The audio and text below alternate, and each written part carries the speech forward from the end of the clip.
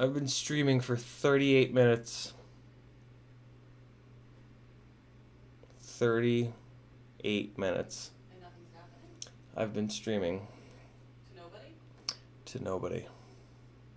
But now I'm live. But how's the chat going then? Because the chat is its own thing.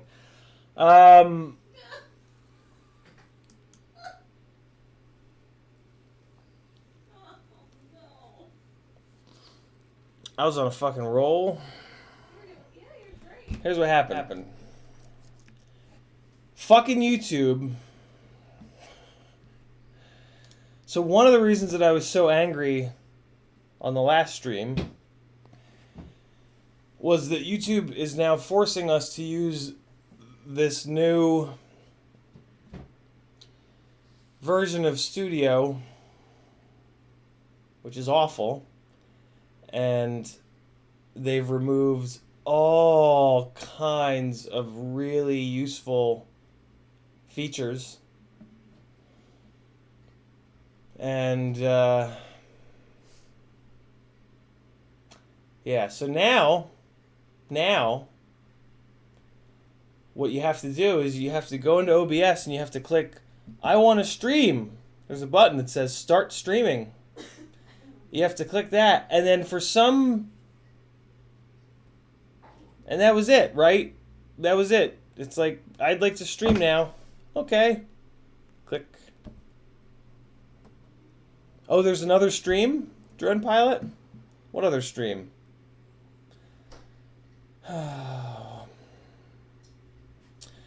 So yeah, you have to click that. Yeah, Tiago, I had my phone on silent and it was plugged into power, and it was like, and the cord's too short, so it kind of has to sit under the monitor. It was like a podcast for the first 30. Right? They could hear you. No, they couldn't hear. Well, could you guys hear? You guys couldn't hear.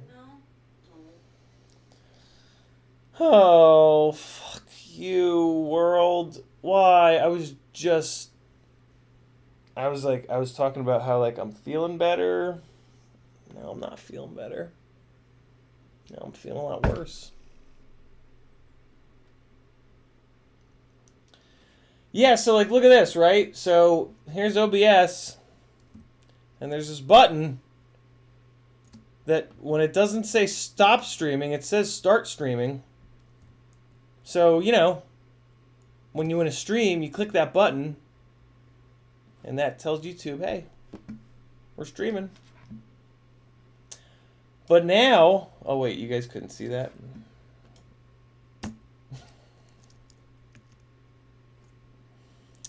See, here's Exhibit 1. Exhibit A, oh my god, what is happening? Oh wait, no, it's over here. It's over here, look at this. Okay, so there it is, guys. There's the button. When it doesn't say stop streaming, it says start streaming. So up until last week, you just click that button, and then you would start streaming. You'd click the button that says start streaming, and you would start fucking streaming. But not anymore. Now, for reasons unknown to any streamer, because I'm not the first one, this is Jimmy Broadbent was actually just screaming about this on his stream 3 days ago. Now, you have to click start streaming there, and then you've got to come over here to YouTube into their horrible new fucking donkey raping studio dashboard bullshit here, and you also have to click start stream. It says start here when you're not streaming.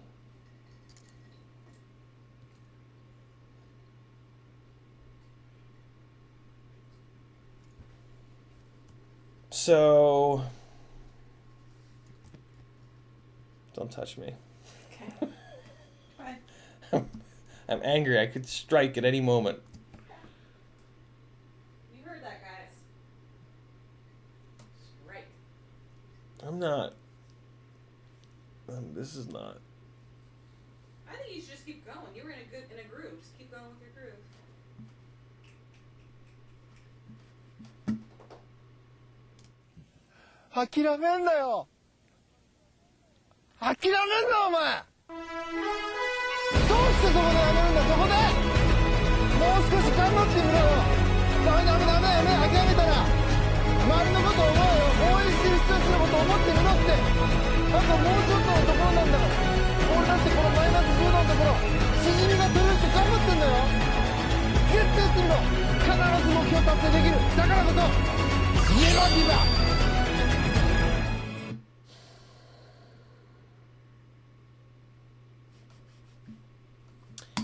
In the chat, we've got Rob Axelson, Dauntless H. Man, I went through this whole big fucking explanation of my VTX antennas and shit.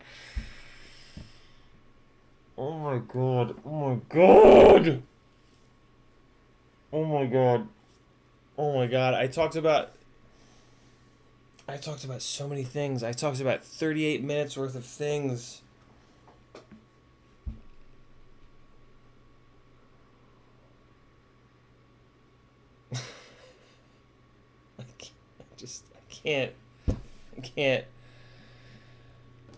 I can't.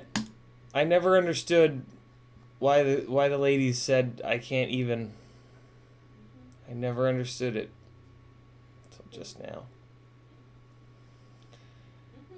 Rob Axelson, Dauntless H, Dell, Squatcho FPV. All these people are probably gone by now. Private Island FPV, Electric Vulture, Dell, Squatcho FPV, Dauntless H. I'm just repeating names. KD2RDH, Larry, Stefan H, Drone Pilot, Mike Bergman, Drone Pilot, Dauntless H, KD2RDH, Larry, Private Island FPV, Xenakis FPV, Slappy One, S-Grace, Tweet FPV is here. Tweet says, this is off to a great start. Yeah, you think I would know better. It's only been like a year and a half. I've only been streaming for a year and a half. Although, fuck, it's not my fault. It's fuck, what? Why? Why do I have to click it in both? You know this is not, you fucking know this is not going to be the last time this happens. Even with how painful and aggravating and how much this will stick out. There's no chance that that this doesn't happen again. Oh man, why do they do it? Why do they do it? I need someone to tell me. I don't want anybody to tell me why, because there's probably a real reason. Then I'm the asshole. Pete.nl, Kevin Lee, Slappy One, Stefan H, Steve SMC FPV, B-Man FPV. Ugh. Tomorrow night they'll be. I'll have energy again, but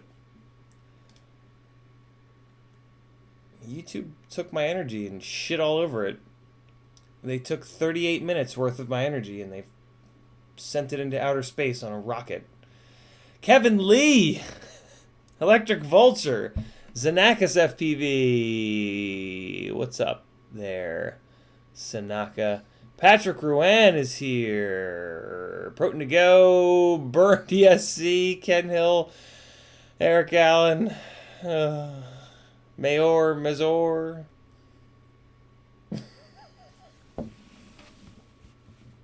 How do I come back from this? Like how do I not feel like the biggest asshole in the world? You're gonna swim today? Tiago's here. There's Mayar Mazur says it starts in 10. Not yet. Like, you guys are A, out of your minds, but B, out of your minds, but C, pretty nice for just kind of waiting patiently. You guys have way more patience than I do. Alright, so let's just scrolling. Let's just scroll through the chat.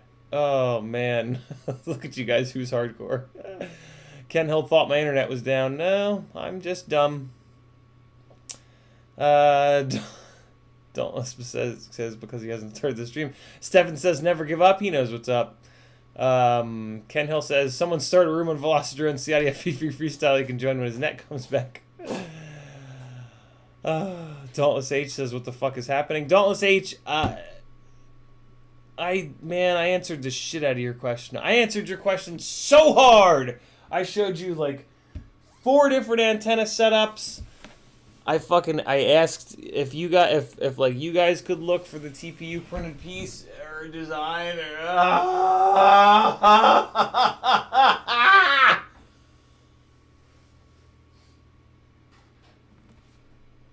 Oh my god.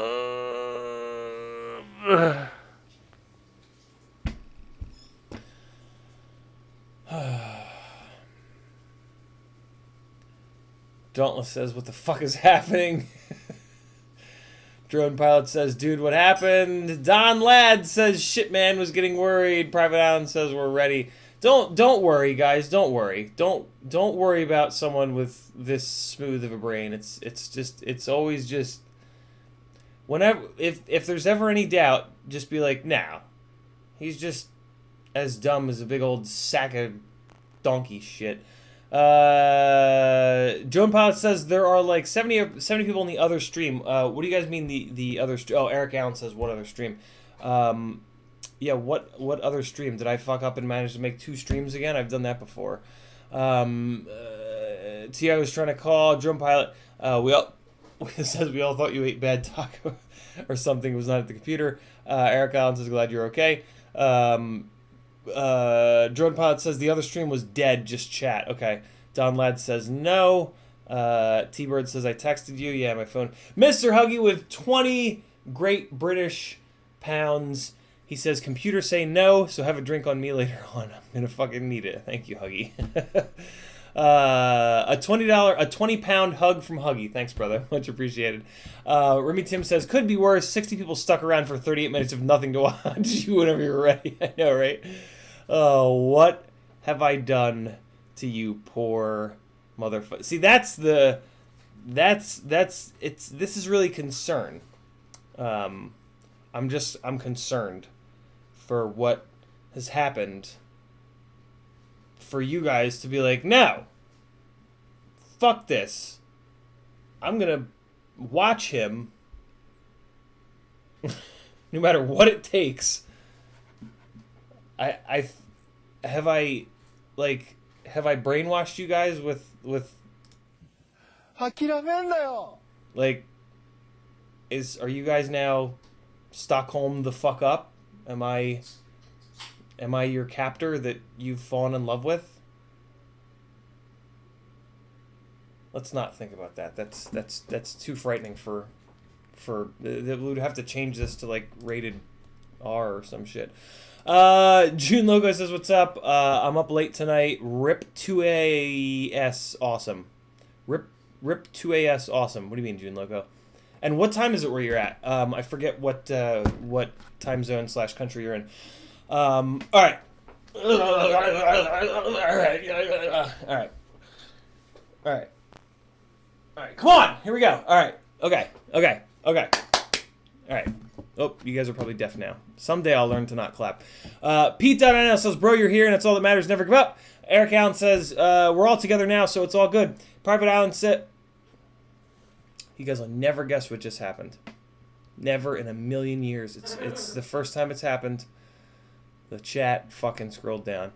Private Island says we didn't give up. Tiago Ramos says this is what you get when when engineers do UI and not designers. Yeah, it's very fucking true. Damn, Sanaka, thank you, dude. Zanakis FPV with a $50 super chat. He says, hey, we're up. Hashtag never give up. Dude, thank you, brother. Very, very cool of you. If it was, what did you, Sanaka? I swear to, I'm pretty sure. Was it? I might be confusing people. Hold on. I'm gonna see if I can find where I saw the most recent local drift edit from the Lake Lanier drifting events. Dude, Sanaka, very fucking cool of you, man. Super, super, super cool. Thank you so much. Oh no, Zanakis is Nevin. Wait. Nevin, why are you not FPV Exchange on here?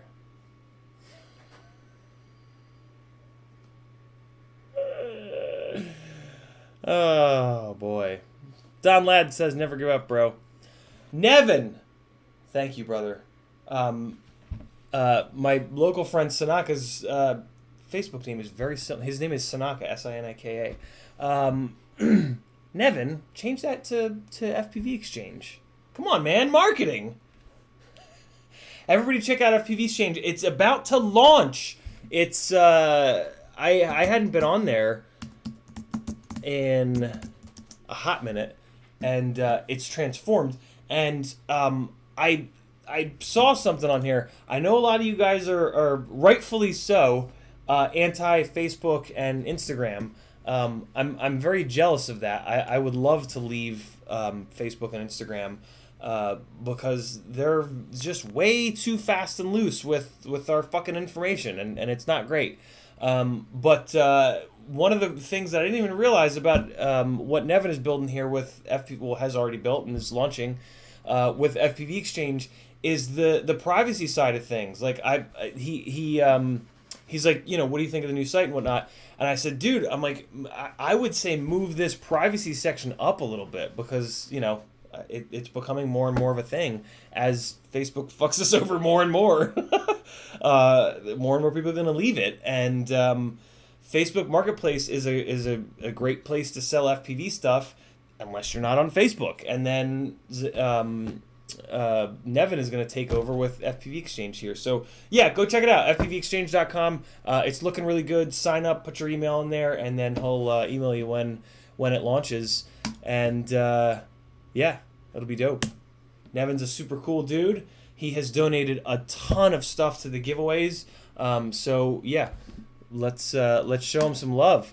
Drone Pilot says it's okay, dude. Just continue on. It's all okay. Thank you, brother. Dauntless H says still here. Nice T-shirt, by the way. Thank you, Dauntless. This came in the most recent FPV crate, which FPV crate very kindly comped me. What? Sometimes I say words that I don't like. I don't like using the word comped. I think it's kind of like, I don't know. I think it's a little like douchey. Sorry if you like that word and I just hurt your feelings, but I don't know. Who the fuck am I? What do my opinions matter? But yeah, they sent me their sub 250 box and their full size September box to do a review on, and I did that. I did a live stream review of it, which you guys can see if you click somewhere, if you're interested.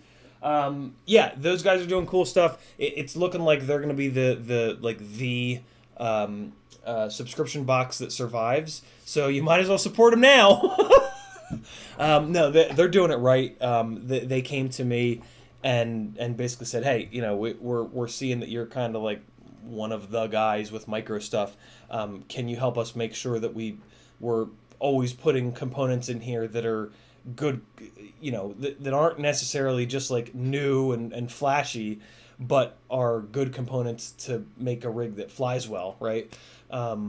Which is like a real thing. Like that, like if you don't know already, you got to be really careful. A lot of the new products that come out are just marketing BS, and they either don't perform as well as the previous gen, or they're exactly the same, and it's very easy to kind of get tricked into buying the fancy new fangled thing that's not actually going to give you any performance advantage. So yeah, they wanted to make sure that wasn't happening, and that's kind of amazing, right? Like that's, for a subscription box, like that's a big deal, because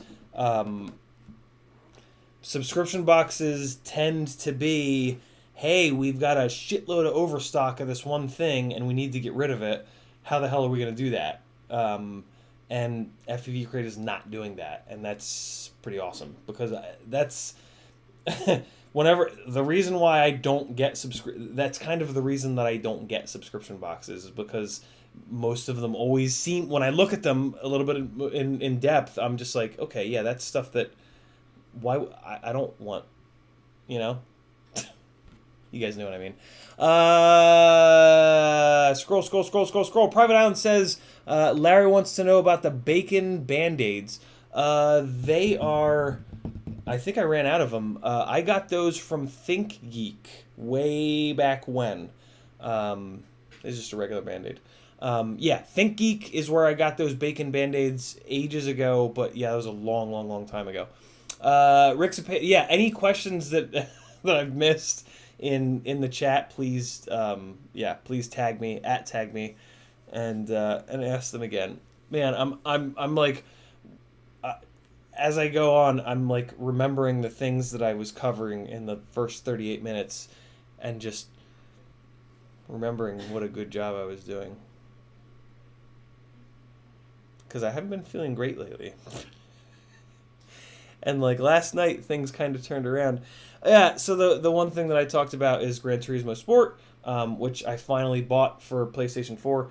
I am such an idiot for not having bought it sooner. I was waiting for it I typically don't buy video games when they're brand new and $60. I wait 6 months, and usually they are like $15. And that's what I did with Gran Turismo Sport, but it didn't go down in price that quickly.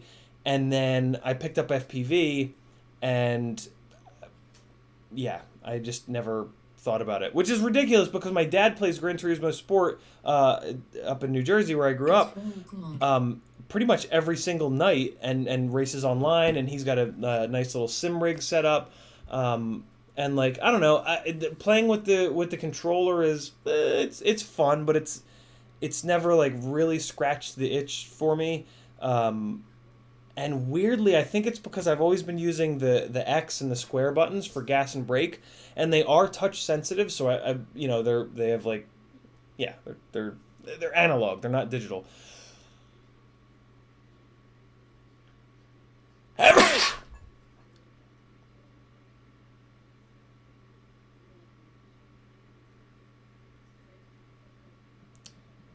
I'm scared to continue talking. I seem to be all right. But yeah, you could never really get good sensitivity out of those buttons with your thummy. The triggers, you use the triggers, the R2 and the L2. They have like and then you can use your, I don't know if maybe from flying my little index fingers are more better. Are more sensitive, or whatever, but yeah, playing with the L2 R2 triggers as gas and brake. The only problem is if I'm not somewhat focused, I forget, and the upshift and downshift buttons are now where the gas and brake used to be. So I'll go into a corner and I'll just downshift because I'll hit the square button thinking it's brake, and I'll just just go plowing into the outside wall. But yeah, being able to use the triggers has like fixed racing games for me. And yeah, I was having a great time last night, and I started to feel better finally, and then YouTube fucked me again, and now I'm struggling, but you guys are helping. Dauntless H says, still here, nice shirt by the way. I already read that one. Rick Cepeda said, it's alright, man. Scroll. T-Bird says, it's all about the money.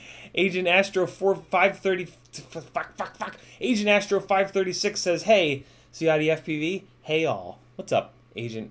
Larry says, yes, bacon Band-Aid story, please. Not much of a story. My imposter donated $9.99.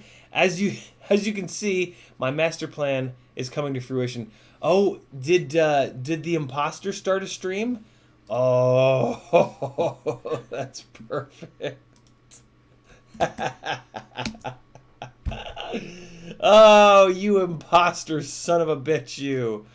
How did you get people to go? Is that the other stream that you guys are talking about? SEE-OTTI. Here, you guys can watch the madness. Space FPV. Did he start a stream? Oh man, look at that. Look at that handsome devil. Nope. That would have been funny though. The imposter will do it next time, I'm sure. I just gave him the idea. Hopefully he fucked off back to where he came from. T-Bird FPV says my money was on IBS. That was a wise bet. Although I would have let you guys know. I would have been typing to you guys from the shitter. Vern Kelk says, hi, CID FPV. Have a good stream, mate. Well, it's off to a terrible start, Vern, but we're trying to turn this shit around, and people like you that tag me with cool things, saying cool things like that, certainly helps. So thank you for that. Larry's trying to catch up at 1.75 speed. It's entertaining. Oh boy, what happens when I talk like this? When you're paying at 1.75 speed, does it sound even more insane? All right, I'll never do that again. That was horrible. Don Ladd says we all love you, bro. Thank you, dude. Rick Zapata says I stuck around for you. I would have bailed on Bardwell. LOL. Zanakis says hell yeah. Drone Pod says we don't care. Oh farts. There it is. We don't care what happened. We're all. Wait, you guys saw it, right? I'm displaying the wrong screen, but you guys saw it. You saw it do the thing. We're all here. We can see you. It's all good. Let it go. Please relax. No chance of that happening, Drone Pilot, but that's just me. It has nothing to do with that. It's just me being an actual crazy person. Full CT is here. What's up, brother? He says it's love. That's why the computer's running like shit, because it's, okay. It's playing there, and it's playing there. There we go. Okay. Dauntless has been in standstill for 1 hour, so he was happy to wait. Cool of you. Agent Astro 536 just got his quad a week ago and have not done a maiden flight yet because of the storm in the UK. I was not aware. You guys getting a hurricane or something?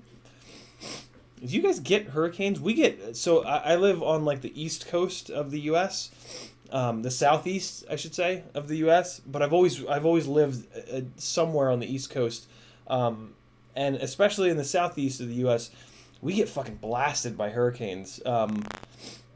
Does the UK get? I don't know. Is there like I'm sure hurricanes move around because of the I forget the name of the currents, the airflow on Earth. There's a fucking, there's a. Moving on. Zanakis says, "Yep, Nevin." Oh, you didn't confuse me, Zanakis. I'm just as dumb as a sack of shit. Jesus. Thiago says, since you have rehearsal, the VTX antenna the second time will be better. Good question there. Yeah, we're gonna talk about VTX antennas. Maybe I'll do a condensed version because I can't do another 20-minute explanation of it. You guys know how I do. I get too in depth anyway. Agent Astro also said the amount of memes that can come out of your face. I know, right? I'm constantly shocked that it doesn't happen more often. Stefan says bad fine black lines in my Roosters video feed. When throttle up, it gets worse. At 0 throttle, it's almost gone. Filters don't seem to help much. Stefan, so I'm going to do this. This is actually, to this day, when I have, not so much anymore. I've troubleshot video issues enough where I just sort of, I know that I've sort of memorized this sequence of troubleshooting. But if you go to Oscar Liang's channel, I'm sure Joshua also has a video on it, but sometimes I like to look at stuff in text, and that's like, the reason to go to Oscar Liang's channel or website. So if you just go to oscarliang.com and you search for video problems up here, it will find a post of his that kind of, wait, no, don't do that. This is what you do. You go to ciatiFPV.com, and then you go to Patreon. You go to my Patreon. I forgot. I condensed all of this into a, so you can obviously do what I just showed you on Oscar Liang's site, but if you want to be a total fucking baller, you come over here to the Patreon page, and I did the hard work for you. You click Tech Talk right here, Tech Talk, and that's gonna pull up all the posts that I've tagged with Tech Talk, and you sit here and you think, man, how could Patreon possibly be so slow? And then eventually it comes up, and you scroll through all these wonderful posts that I've made over on the Patreon channel, which you can join for as little as 10 cents a day. And eventually, there it is, noisy video feed troubleshoot. So this is one of the really good step-by-step kind of posts where I've tried to break it down and just condense it a little bit more than what Oscar has. And I think there's another one. I think there's another well, you can find it. So yeah, just click, jump to the Patreon, click Tech Talk, and there might be another video noise related post in there. Yeah, it's one of those things where like it could be as simple as your video wire running past like the negative battery lead. There's a couple different locations in a quad build that are more electrically noisy than others.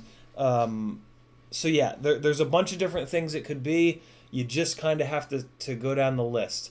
The first thing, though, the very, very, very, very first thing that you should always do is move your camera ground. So the ground wire coming out of your camera, that should go to the same pad as the ground line coming out of your VTX. That is the big thing. Putting those two on the same pad solves 99% of video noise issues. So yeah, maybe that's your negative battery pad. Maybe that's a ground pad on the flight controller. It doesn't matter. It doesn't matter where it is. It just needs to be on those two need to be on the exact same pad. The other way you can get it, or you can the Tramp, the Tramp VTX, right? That's a high voltage VTX. So you feed it VBAT directly. It has a 5-volt regulator in it, and it has a 5-volt end ground out to the camera. So if you do that, that's the other thing that you can do to eliminate that as a potential problem. It's a grounding problem is what it's called, basically, that you might be dealing with. So yeah, if you're already set up like that, if you're already powering your camera off of your VTX and the ground from your camera is going directly to the VTX, then you got to go through all these other troubleshooting steps. But yeah, there you go.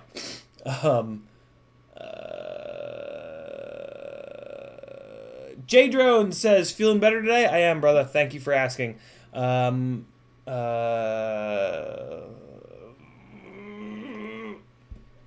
back up.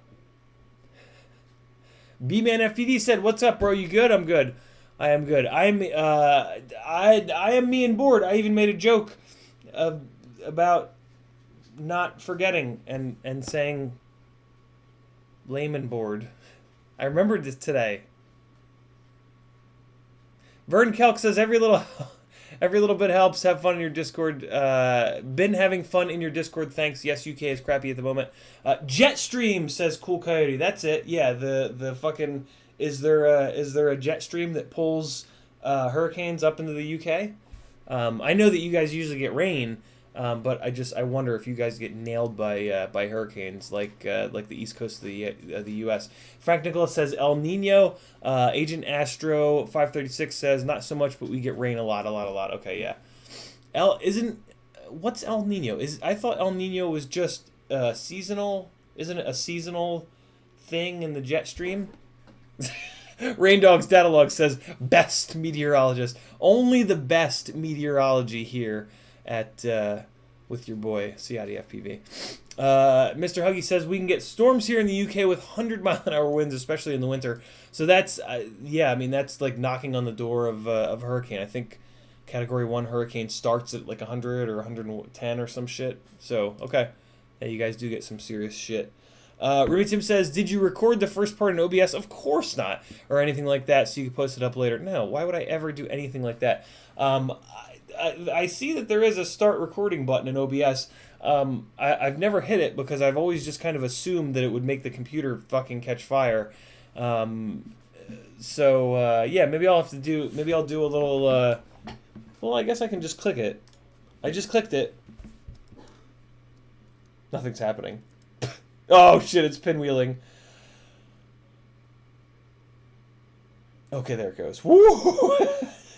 I was like, no, this is going to grenade the stream, and it's going to be the world's worst stream. I'm the worst streamer ever. All right, so it's recording. I don't know where it's recording to or what quality it's recording in. I'm just going to hit stop recording now. Maybe this will bomb the stream. No, it seems to have worked. So I'll dig around and see where that recording went, if I remember, which I probably won't. And I'll see what quality it's in. Because, yeah, it would be very, very intelligent for me to, now that YouTube is being a bunch of goddamn anus lickers, it would be smart to have a backup plan. Because, yeah, that's not going to be the last time that happens.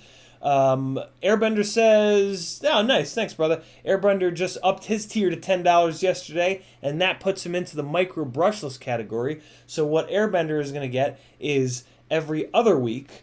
So I'm just doing every other week right now, so I can get totally caught up on the shipping, and just kind of get my shit together a little bit. It's still the same amount of prizes. So we're doing every other week just for like a couple, maybe like a month or two here, but it's going to be twice as much stuff. So I'm giving away the same amount of stuff. But yeah, every other week for a little bit, and then we'll go back to every week. On the Monday night streams at 10 o'clock Eastern Time, I do giveaways. 4 giveaways. 3 of them are for Patreon. Why? I should not. The only people still left are the people that know this. So, yeah. If you're interested in supporting me, go over to Patreon. If you want to get into a whole bunch of awesome giveaways, that's where you're going to do it. It explains it over there. You're going to love my nuts. Thank you, Airbender. That's cool of you. I hope you win all the micro brushless stuff, because that's the $10 tier, is for micro brushless parts, like 3-inch. Think like Acrobat, think Tadpole, stuff like that. Larry says, you'll learn how to do this streaming stuff if you ever decide to try and make a living at this hobby. Don't. Rain Dog says, you and Bardwell are insane. It's true. Any specific reason or just in general? D-Man says, hey bro, after a crash I get flip outs when I throttle up. It will hover fine until I give it a punch. Bardwell says, ESC or motor bad on one side. Any trick to figuring out which one in BF? B-Man, after a crash, flip outs when throttle up. It'll hover fine, but when I give it a punch... All right, so when you say flip outs, B-Man, when I read flip outs, what I think is the motors go bananas and it gains altitude and starts spinning and flipping and freaking out. Is that what it's doing, or is it? I actually just dealt with this last night. Believe it or not, the budget quad is. Here's what the budget quad is doing. I take it up, it hovers just fine, and when I add throttle, the right front motor shuts off, and it tumbles to the ground. When you guys have an issue, okay, so last night I'd made a repair to that quad. Last night I took it out, bring it up, hover, add throttle. I'm in the goggles, add throttle, and it just falls down. Okay, I took my goggles. So here's my troubleshoot, because I've troubleshot a million problems for the last 3 years. My path of troubleshooting is probably a good one. So maybe follow it. So I took the goggles off. I took the quad, put it right side back up. I hovered it, and I added throttle, and I just looked at which corner let go. And it seemed to be the right side. So I just did it one more time. Took it up, and the whole time Patrick's like, stop! What are you doing? And I'm like, I'm troubleshooting. I'm figuring out where it is. So I took it up one more time, and I looked really carefully at the right front corner. And I throttled up, and it was very obvious that it was the right front corner that let go. And it fell to the ground, and it desynced. So... at that point, for me, that motor had gotten hit. I forgot to put the motor screws in it when I took it on its maiden, and it took a little hit, and when you don't put there was one motor screw, and when that happens, it just bends the shit out of the stator. And as it turns out, when it bent the stator, I kind of noticed that the wires looked like they might have gotten pulled a little bit. So for me, I know that it's the motor. I know what happened is on that previous crash, the motor wires got pulled a little bit, and basically at the motor, you've got your windings, and then you've got motor wires, and so they have to connect. And where they connect the motor wires to the windings, it's like it's not a super strong joint. Like it's not the best. You always be careful up in here. This is a very fragile area of the motor here, where it's why they shrink wrap it, because they want to protect it. But yeah, if you have a bad motor stator, cut this shrink wrap off, and you'll see what I mean. You'll see what I mean. It's not a great transfer from multi-strand wire to single-strand winding. It works normally, but if it gets yanked really hard, it can fail. So yeah, in my case, what's happening is it must have pulled out just enough where it's got like just maybe one little strand just kind of still touching, which can pass just enough current for hovering. But then when I push more current into it by adding throttle, it's too much, and the firmware basically it can't keep up with that corner, so it goes and it just drops to the ground. So all right, so let me see what you wrote about your particular situation. It tumbles out of the air and falls. Seems always to the left, so I'm thinking ESC or motors on the left ain't keeping up. B-man. Okay, so that's where we're at. Okay, here we go. It wasn't a crazy hard crash. Everything looks okay physically around the whole quad. So, B-man, for you, since it doesn't sound like you have a situation like I do, where it's kind of obvious that, something physically happened to the motor, here's what you do. You, so I would try to take it out one more time, take it out over grass, because it doesn't sound like you're totally sure which side, like knowing that it's on the left side is helpful, and you'll understand why in a second. But if you can do it line of sight, if you can go out to a grass spot and hover it really low and blast the throttle, if you do that a couple times and it falls out of the sky, you'll watch it and you can, okay, it's the left front, for example, right? And once you know it's the left front, then what I'm going to tell you to do next is going to be much more targeted, which is to just switch motors. So let's say, right now you say you think it's happening, you think it's the left side. So what you can do right now is take both left side motors and put them on the right side, and vice versa. Take both of your right side motors and put them on the left side. You go out and you do it, and now if it's dumping to the right, now you know the problem is the motors, right? Because the motors are what you've changed. If you can go out and confirm that it's the left front or that it's the left rear, you can be more targeted, right? You can switch the left rear with the right rear or whatever. It doesn't matter where you switch, but I think you know what I'm saying, right? I think this hand motion definitely helps. This hand motion for sure fucking helps. So yeah, there you go. If the problem follows the motor's the problem. If it doesn't, the ESC is the problem. And there you go. Grumpy FPV says, Mamba F405 F40 will owe my throttle to 50% the stops. Will I? I is next to O. Will I my throttle to 50%? Now the flight controller has only red LED and didn't connect to Betaflight. Is it dead? Grumpy FPV, I need to understand that first part of your statement.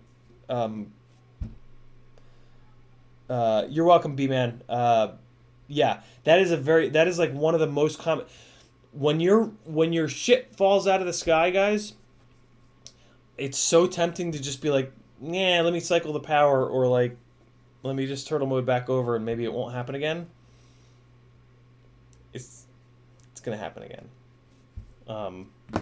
So don't ignore it. When your shit falls out of the sky, review the DVR. Like take some time to figure out what the hell's going on with it, because the next time it happens, you might not be somewhere where it's recoverable.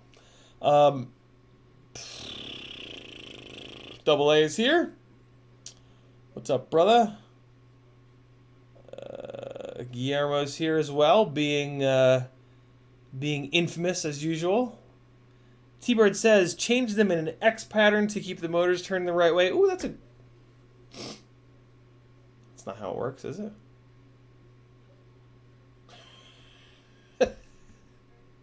That's not how it works, is it? I mean, on a tiny whoop, yeah. I guess on a tiny whoop, yeah. Change them in an X pattern. That's smart. That's smart for a tiny whoop. On a regular quad, though, yeah. I don't think. No. Regular motors are not directional. Mr. Huggy says, I got the Hobbywing flight controller that you sent me on Friday. Thanks. You're certainly welcome, brother. Thanks for being patient. Grumpy says, testing motors, and it would only go to 50% before stopping. Now flight controller won't connect to Betaflight. Oh, wait, right, Grumpy. Okay. I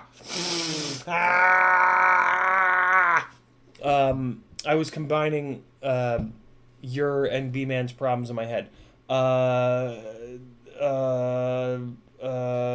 Mamba for the 50% stops now.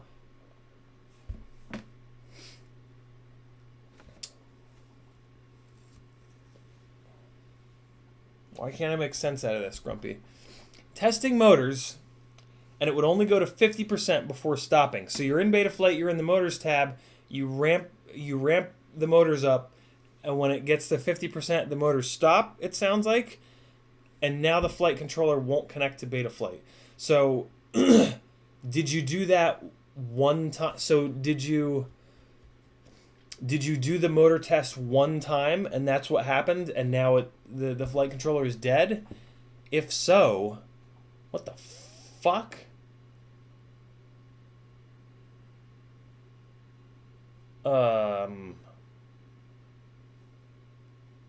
I mean,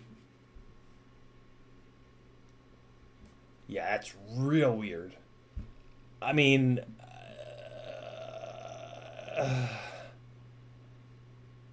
I'm just trying to like think through electrically what the hell could have possibly I mean, it kind of doesn't matter what happened. You didn't do anything wrong, I guess, unless you had like if you had like 10,000 kV motors on there and you were running it on like 6S or something, maybe you did something wrong, but I'm assuming you weren't doing that. Twice, and I noticed battery voltage dropped. Grumpy, like I said, it doesn't really matter why it happened. Now that that's happening, you just need to get so you got to try to like, the flight controller won't connect to Betaflight anymore.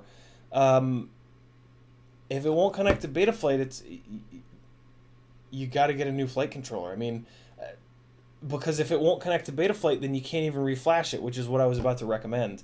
If you can get it in there and you can reflash the damn thing, that's what you have to do. Find your target, put it, 4.2.3, I think now, reflash it and try to do that test again, and then we can troubleshoot. But yeah, if it just won't connect to Betaflight anymore, like,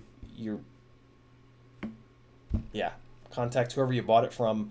I've heard mixed reviews about Mamba stuff. I've definitely heard about Mamba stuff failing right out of the box. That's the other question. It sounds like it. It sounds like that was a brand new flight controller, but you tell us.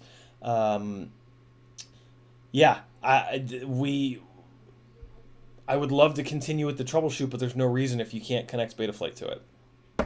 That sucks. Let's shoot each other in the sim. What do you guys think? Oh yeah, no, we're good. Tiago says dead ESC does not power the flight controller.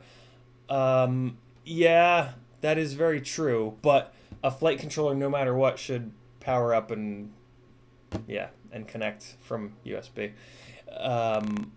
Which I'm sure Tiago knows. Grumpy says new build. Yeah. Have tried, won't connect. I'm waiting on supplier to get a new one. Yeah, that sucks, Grumpy. It's nothing that you did though, man. That's it's part of the hobby, man. It sucks. Like it's. If I had the money, I would like. If I had the money, every time I did an order, I would like hit the. You know how you're not supposed to hit the place order button twice, like real fast. I would do that every time, and I would just always double the order because every single time you get an order of FPV stuff, there's a good chance that at least one thing in there right out of the box is just gonna burn your house. No, it's not gonna burn your house down.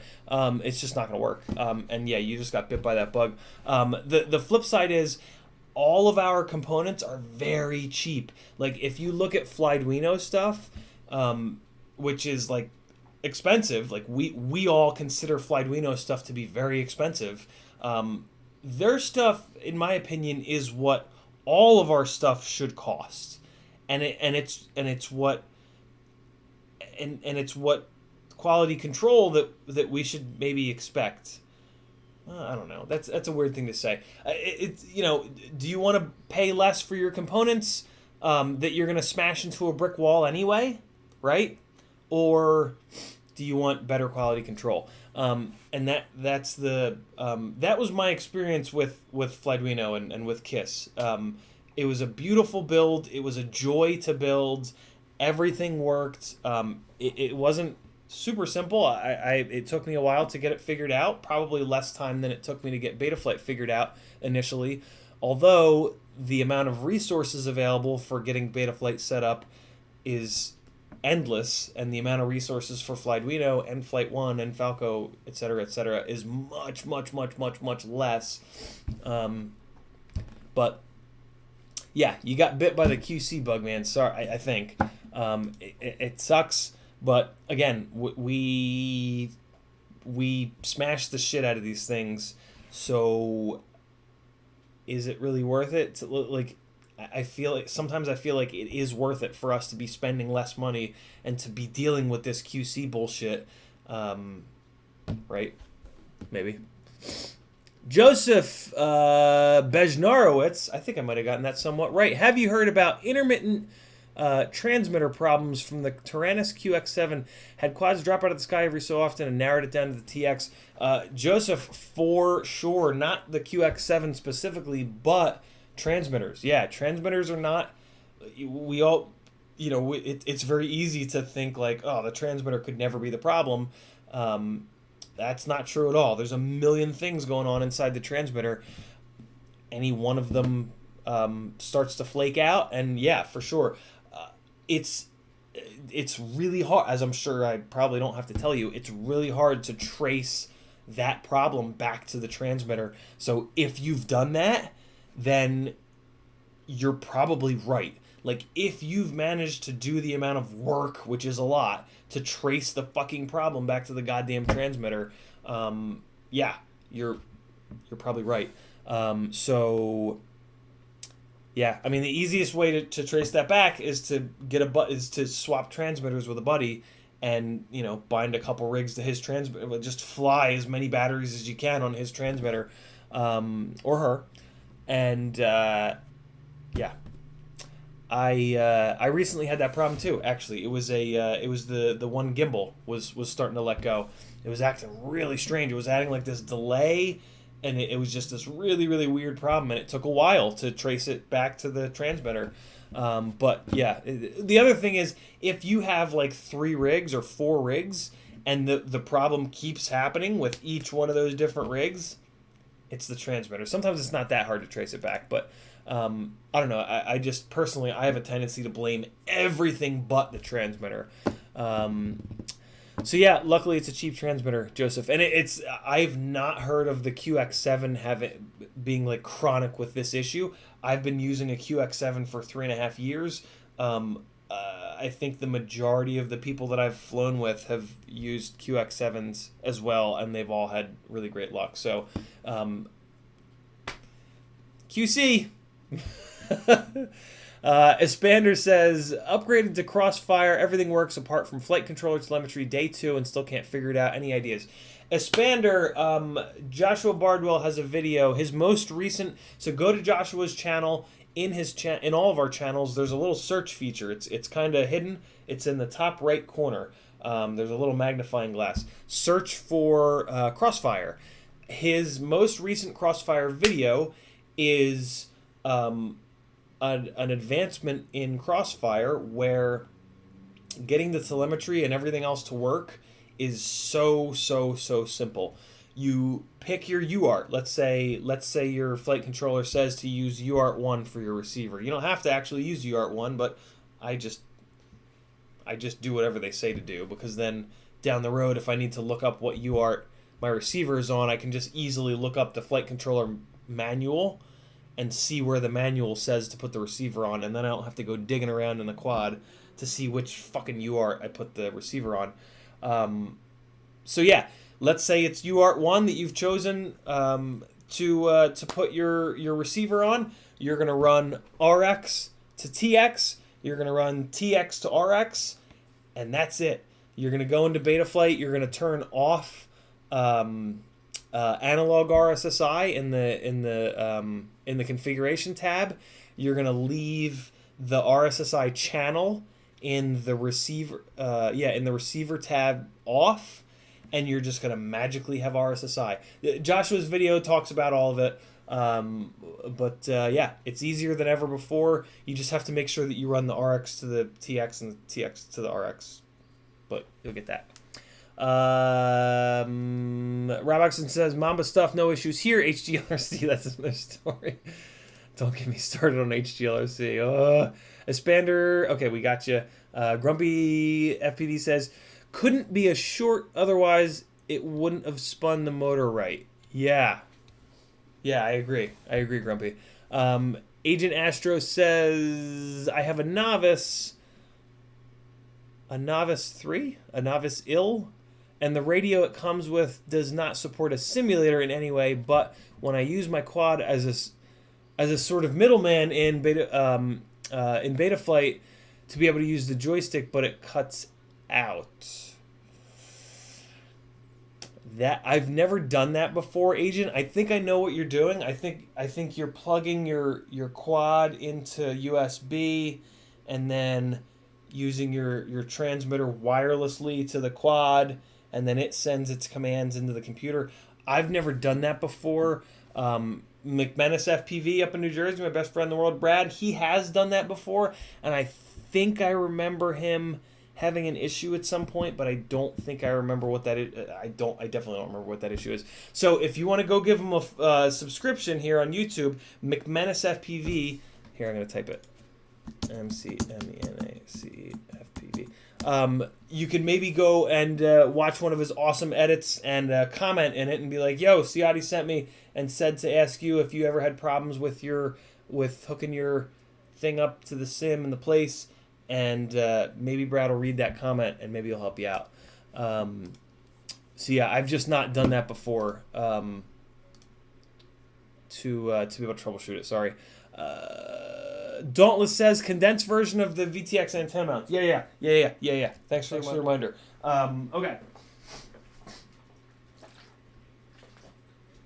Here we go. Look it. I'm going to send this to Joshua Bardwell. Man, I talked about that as well. I talked about the whole philosophy behind this build, why I'm sending it to Joshua and whatnot. All right, so here's what my setup is. This setup saves 10 grams over doing this with a UFL to SMA, which I'll show you. I have on my long-range rig, but this is what it is. It's a UFL direct to the Immersion RC Tramp, and then I have a couple of these TPU pieces left over from micros that just happen to fit on the glide frame, and they have this little 45 degree UFL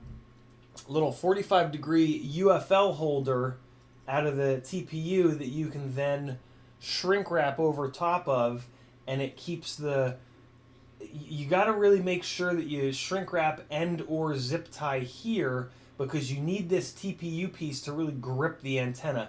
Because when you go crashing through trees, the scraggle grabs the little head of the antenna and it tries to rip it out.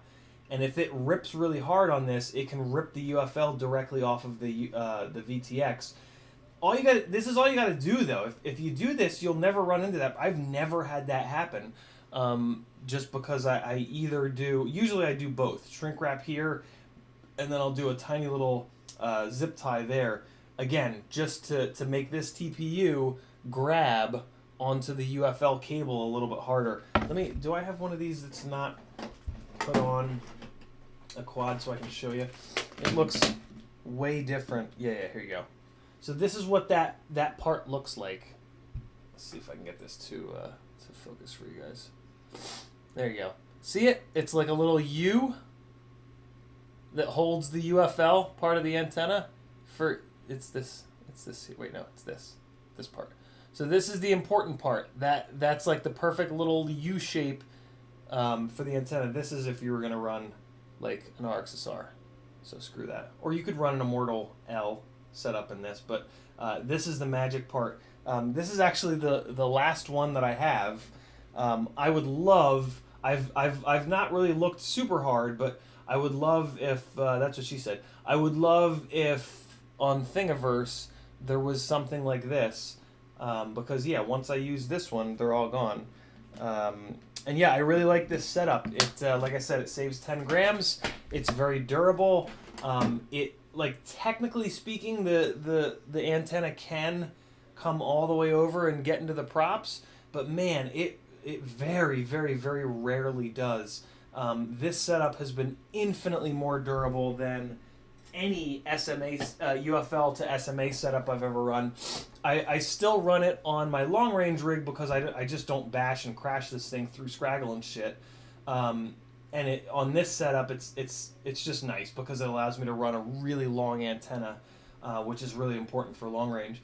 But yeah, this having this whole fucking setup and all this metal and the adapter from the UFL to the SMA and the nuts and the press washers and all this nonsense. This is 10 grams of extra weight right here, having this SMA setup. So yeah, that's being the weight Nazi that I am, that is unacceptable. And yeah, there's all kinds of different ways. So I did figure out that I can use a different style of TPU to kind of accomplish this same thing, which is kind of interesting. So there's different ways to do it. I really like the little TPU pieces though. I don't like this setup quite as much, but I also haven't run this setup for very long, so maybe this will be fine. But yeah, that's how I set up my antennas.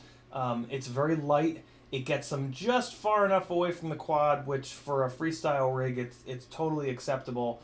I would not, no, do not do this on a long range rig.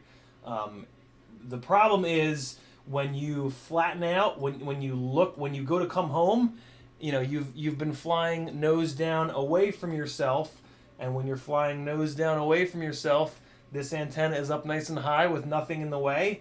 But then when you turn around and you flatten out to fly home, that antenna goes behind the battery, and you lose 100% of your video, which is yeah. So just keep that in mind. This is definitely a freestyle VTX antenna setup. Really good question. Weirdo with a skateboard is here. What's up, brother? Vern Kelk says, do you think the new Axie twin antenna would be any good? The marketing material certainly looks good, and Axie antennas are made by TrueRC, and Hugo, who runs TrueRC, is a goddamn genius, and like his antennas are awesome. So I have a feeling that it's not just marketing hype. You never know. I mean, like, when I first saw it, I was kind of like, how come nobody else has done this? So, I don't know. I haven't looked deeply enough into it. But if it's that good, everybody will start running it. So I probably won't like jump directly on it right away and get one tomorrow. But if I start to see pro pilots running it, because I'm sure that Lumineer sent them a ton of them to all of their sponsored pilots, I'll jump on board. I will jump right on that fucking bandwagon. That's the word.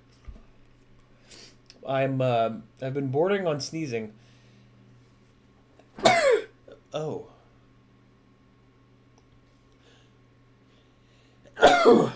Okay, that was a normal sneeze. Oh wow. I tried to celebrate.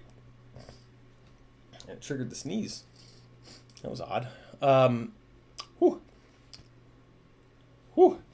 Dauntless 8. Okay, yeah, we got it. Agent Astro says every now and then, it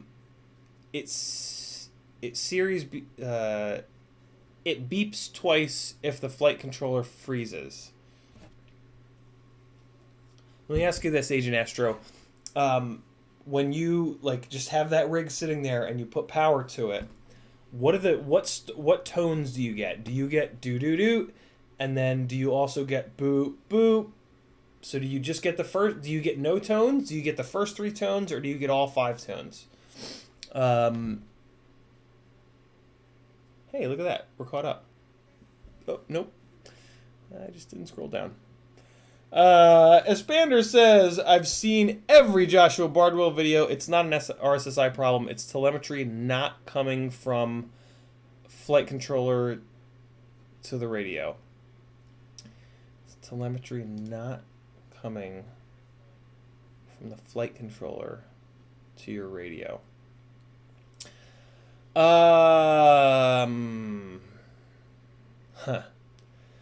I mean, unfortunately, with how simple the layout now is, with just kind of the Crossfire handling it all, I've not dealt with. I mean, it sounds like the Crossfire Nano just failed to me, because like you're telling me that it's wired perfectly, so either the flight controller or the receiver have to be dead, right? Like, if it's wired correctly. Do you have any other quads that you can try, Espander?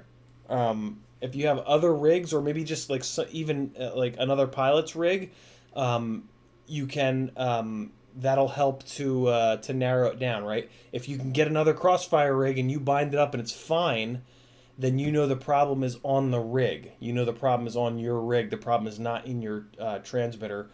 So yeah, I would try to do that just to continue to narrow it down, because that sounds like a really strange problem. Interesting.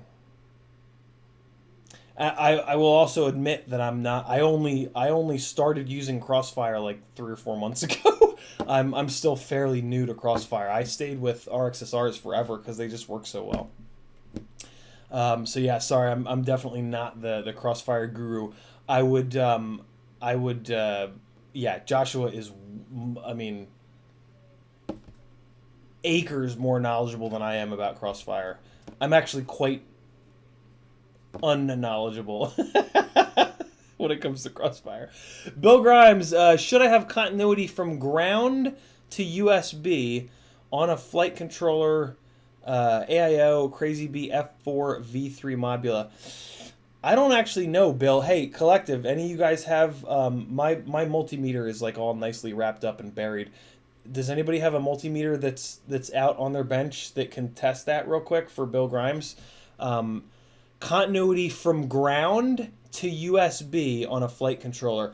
Bill Grimes, do me yeah. Anybody who's got their multimeter out and a flight controller sitting out that can test that. It doesn't even have to be an AAO. I think it's just any flight controller. That's a really good question. I'm curious to the answer, and I'll bet you somebody's got their multimeter out ready to go, because I know a lot of you guys build while you're listening to this. So Collective, ho, come and help. Somebody post in the chat. I know one of you guys has those 2 things sitting out on your desk. Help a brother out. Maybe 2 of you, maybe 2 people. That'd be cool. Rick Zapata says, just got the BQE 2-inch built. Has a 400 milliwatt VTX, gets hotter than what I'm used to. Is that normal? Yeah, the new. Let me guess, Rick. It's one of the nano. It's one of the new nano 400 milliwatt VTXs. My God. So for the record, for all you guys, if you're gonna use any of these new tiny little nano VTXs that do 200, 300, 400 milliwatts, do not power them on without an antenna hooked up. They use the antenna as a goddamn heat sink, believe it or not. And if you plug these nano VTXs in without an antenna, sometimes it can happen pretty quickly. The cheaper they are, the worse this is going to be. Go figure. But yeah, they can just let go. You can burn one out like very, very quickly if you don't have an antenna plugged in. The Ishii Nanos even come with a little piece of paper, a little printed piece of paper in there that says, "Do not power this VTX up without an antenna plugged in." So yeah, keep that in mind. Even with an antenna plugged in, they get crazy hot, Rick. I was having a problem in the Tiny Trainer when I first built it, where the shrink wrap that I was putting on the Ishii Nano VTX, it kept splitting because the VTX was getting so hot that it was making the shrink wrap like shrink up even harder, and it was the every time I got done flying the rig, I would look and the goddamn shrink wrap on the VTX would be split, and next time I was taking the rig apart, I'd go in and redo the shrink wrap, put it back together. Oh, it must have just been a fluke. Fly it for a battery and come back and the goddamn heat shrink is split again. I'm like, Jesus. As it turned out, I was stretching. I have this little trick with my pliers where I stretch the heat shrink, and then it shrinks down even harder.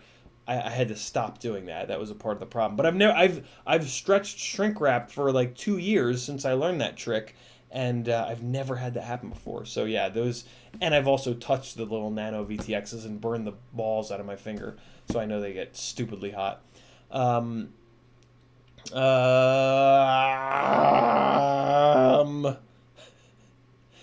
Vern Kelk says, "Is it worth using low VTX power on disarm to save burning VTX?" Not. I don't like using it on disarm, Vern, mainly because if I go half a mile away and crash into a tree and disarm, my video's gone, and having to rearm while I'm potentially stuck in the tree is really hard on the ESCs and the motors, just to get a split second of video back, right? So what I use is low power disarm. In the VTX tab, there's a I'm sorry, not low power disarm. It's low power until first arm, right? Isn't that what it's called? I gotta look it up. I'm gonna look it up because it's really, really, really handy, and you guys should all be using it because yeah, VTXs don't like to sit there and get really hot. If you get a VTX hot over and over and over again, it starts to degrade. Its performance starts to degrade, so it's a big deal. So you come in here. You come in here. And in video transmitter, it's right here. Low power disarm. But I never just leave it on because of what I just said. I change it to on until first arm. So with it set here, every single time that you plug your rig in, it runs at the lowest power setting, which is typically 25 milliwatts. So every time you plug your rig in, it's going to sit there at 25 milliwatts.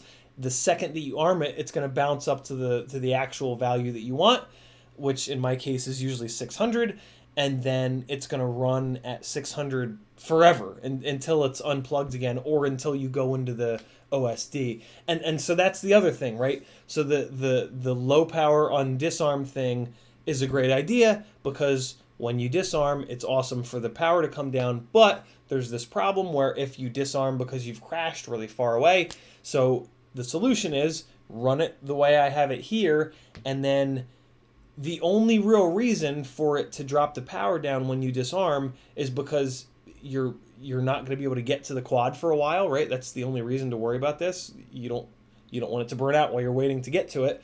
So all you got to do is if you crash far away, or if there's this weird situation where you have to disarm and you want the VTX power to come down, you just go into your OSD. Just jump into the OSD, jump into the VTX, and just power it down from 600 to 25. And then, but be careful. Same deal. If you do that when it's too far away, you're gonna lose all your video. Which, if you're searching for the quad, that's not a terrible idea, because then you can turn the quad finder on your goggles, or just sit there and twist your head. I just had to do this. I just did a long range flight and crashed a rig really far away, and had to drive my car for 25 minutes to figure out where it was. And then when I started to get closer, I just kept stopping the car and getting out, and I would just stand up and turn my head. And lo and behold, because I have an Omni and a patch, the patch is way stronger than the Omni. So when you turn your head, there's a point where you start to get a little bit of video. Well, hey, there you go. That's where the quad is. So then you orient your head, you look at your fucking map, and if you're an idiot like me, and then you drive a street over. So yeah. Bill Grimes says pad is right next to this USB. I don't know what that means, Bill. Rob Oxison says USB, there's also a ground on a pin. I'm going to assume that you guys are working on that. Let me know if you have any questions. I probably won't be able to answer them, though, because I'm not that smart electronically. I'm just a half-decent pilot who's been breaking quad shit for 3.5 years. Remy Tim says, I'm pretty sure the outside of the USB plug is always grounded. Espander confirms USB is grounded. Cool. Look at us go. Look at the collective getting shit done. And then Rick Zapata says, yes, it is a Nano. Yeah, the Nanos are brutal, man. The Nano VTXs are interesting because they're sacrificing like everything for performance. It's kind of crazy that they've got a product that if you just turn it on and let it rip at like 400 milliwatts, it'll just sit there and kill itself. But, we're putting it into a quad with lots of airflow, so it gets cooled down from all that airflow, blah, blah, blah, blah, blah. Stefan says, on continuity between USB and ground. I'm assuming Stefan is maybe saying that you guys have it figured out, maybe? If not, clarify, brother. Don Ladd says, yes, there is continuity USB to ground on Mamba F4 Mark II. Thank you, Don Lads. Think it depends on the board. Interesting. I've got 2 that do and 3 that don't. This is why the collective is the fucking shit. Yeah. The collective can test many flight controllers. I can only test Acon F7s and I don't know. I got a couple other ones there. Yeah. Collective stickers available over at the Etsy store. Etsy.com/yourboy. Gary Higgins says, I've been roasting Zing 1303 5000 kV every 3 or 4 flights. What would cause this? 3 and 4S 450 mAh. Gary, what I know of the Zing micro motors, the ones that I've had come through here, is that they are horrendously coggy and notchy. And that creates a lot of motor heat because it also creates a lot of vibrations that get into the gyro and cause havoc. So one thing that you can do to potentially attack that problem is to play around with your filtering. Unfortunately, with micros, I can't just say to you, increase the amount of filtering, because there are quite a few scenarios in micros where reducing the amount of filtering actually brings the motor temps down. It has to do with the fact that basically the software has been designed around 5-inch rigs and sometimes micros because of the vibrations happening at much higher frequencies. Sometimes increasing the amount of filtering in Betaflight is actually increasing the amount of filtering down low, where micros don't produce many, if any, vibrations. And that negatively affects the performance of the filtering up high.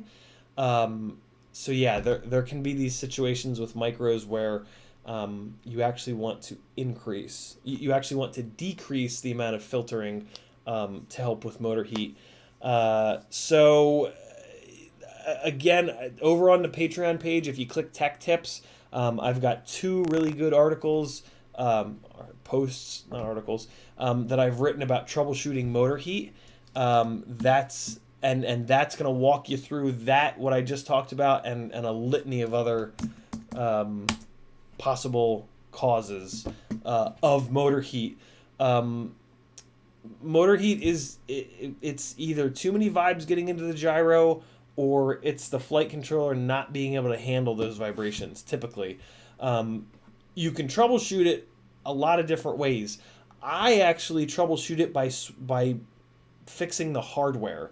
To me, that's a hardware problem. Those motors are too notchy and too coggy, in my opinion, to be on a quad that. So my rigs, I'm trying to get smooth HD footage from. So for me to have a mechanical component that's going to make getting smooth HD footage harder, I'm just going to replace that mechanical component, right? I'm not going to try to band-aid that in Betaflight. So for me, I fix that problem by finding a motor that runs smoother, that's not so coggy, that's not so notchy.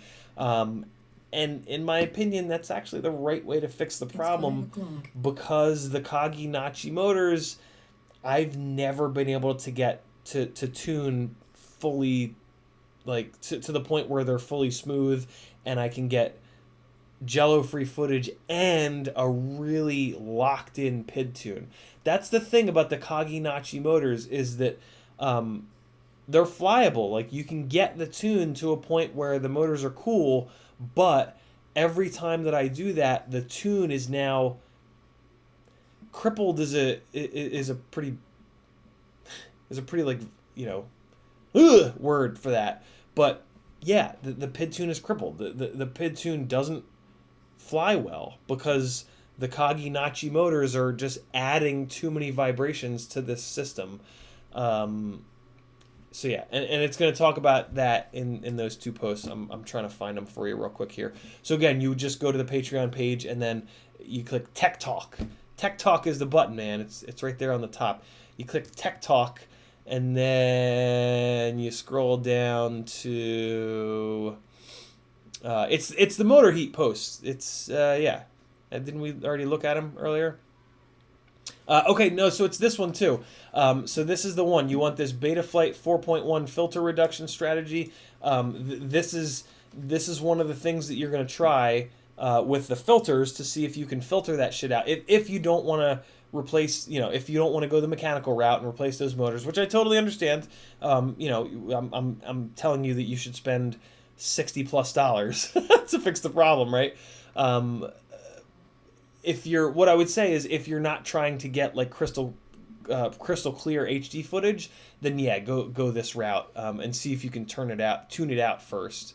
Where the hell is it? Checking for physical vibrations. This is a good one to look at. Oh no, we looked at video noise earlier. That's right.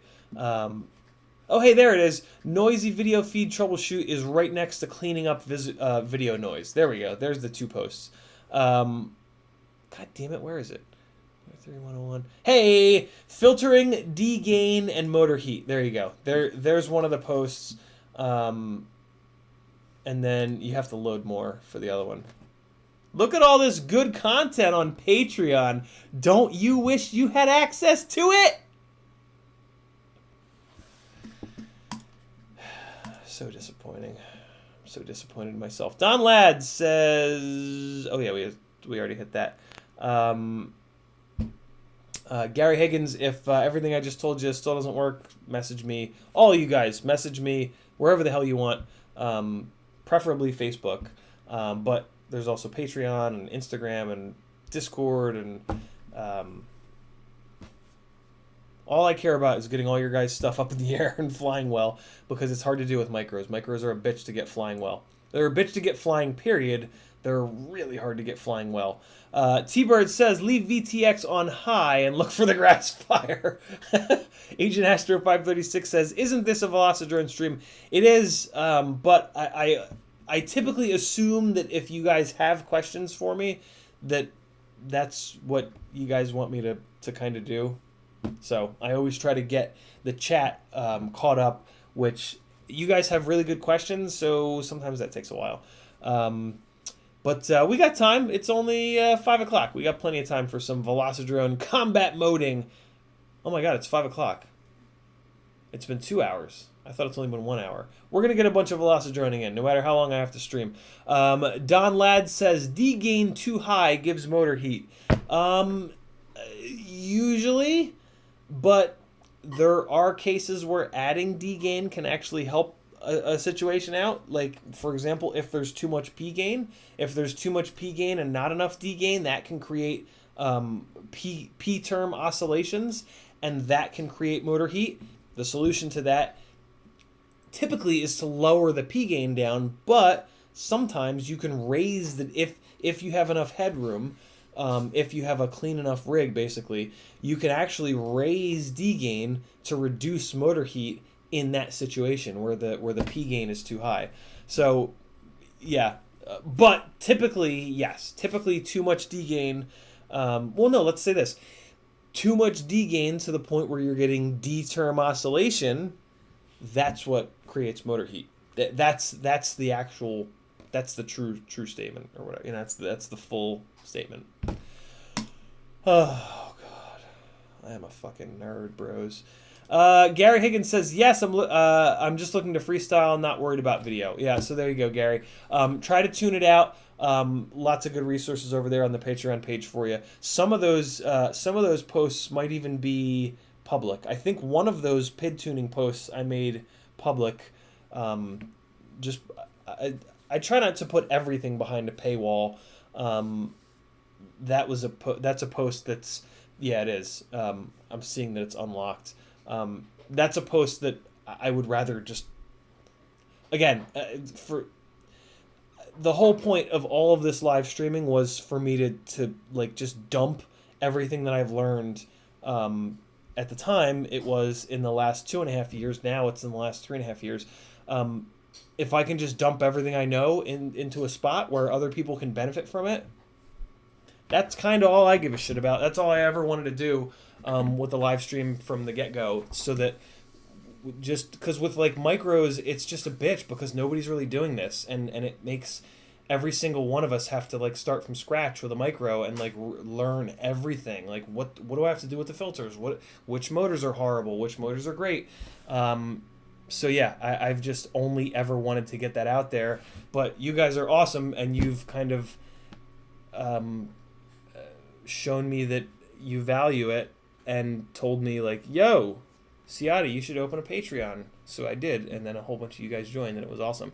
And then now there's money so that I can actually use the money to do motor testing. It's not just like, hey, what shitty ass old cheapo motors does Ciati have that he can test?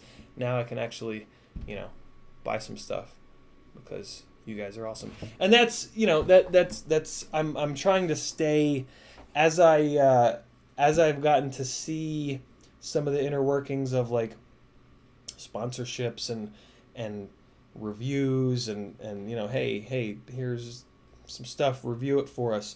Yeah, I would love to keep it like this. I would love for this to remain a member driven, collective driven thing, so that there's absolutely no chance of bias, right? I love Emacs as a company, and I was so excited when they sent over the Tiny Hawk Freestyle 2, and then so disappointed when I flew it.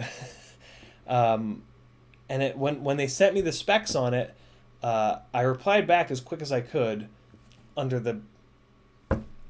knew there was no chance, but I was like, well, hurry. Maybe they're willing to switch this. Obviously they won't be, but when they first sent me the specs and said it was going to be a 2.5-inch prop on an 1103 motor, I immediately replied back and said, hey, like, with all due respect, I get you guys make great stuff, but I know a thing or two about motor size versus prop size and prop weight, and that's not going to be a good combo. That's not going to be a freestyle combo in the way that I interpret freestyle.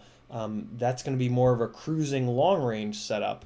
And when I did the review, I didn't bash the product because I don't think that's fair, but I tried my best to say, like, this is not a freestyle rig. Like, that's the name of it, but this is, like, I just basically said, if you want to cruise around or just do like more long rangey kind of stuff with this is going to be perfect for you.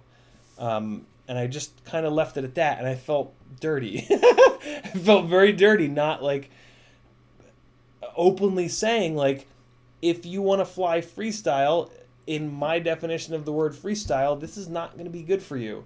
The flip side is everybody's freestyle. Who the fuck knows what that means, right? My definition of freestyle is completely different from anybody else.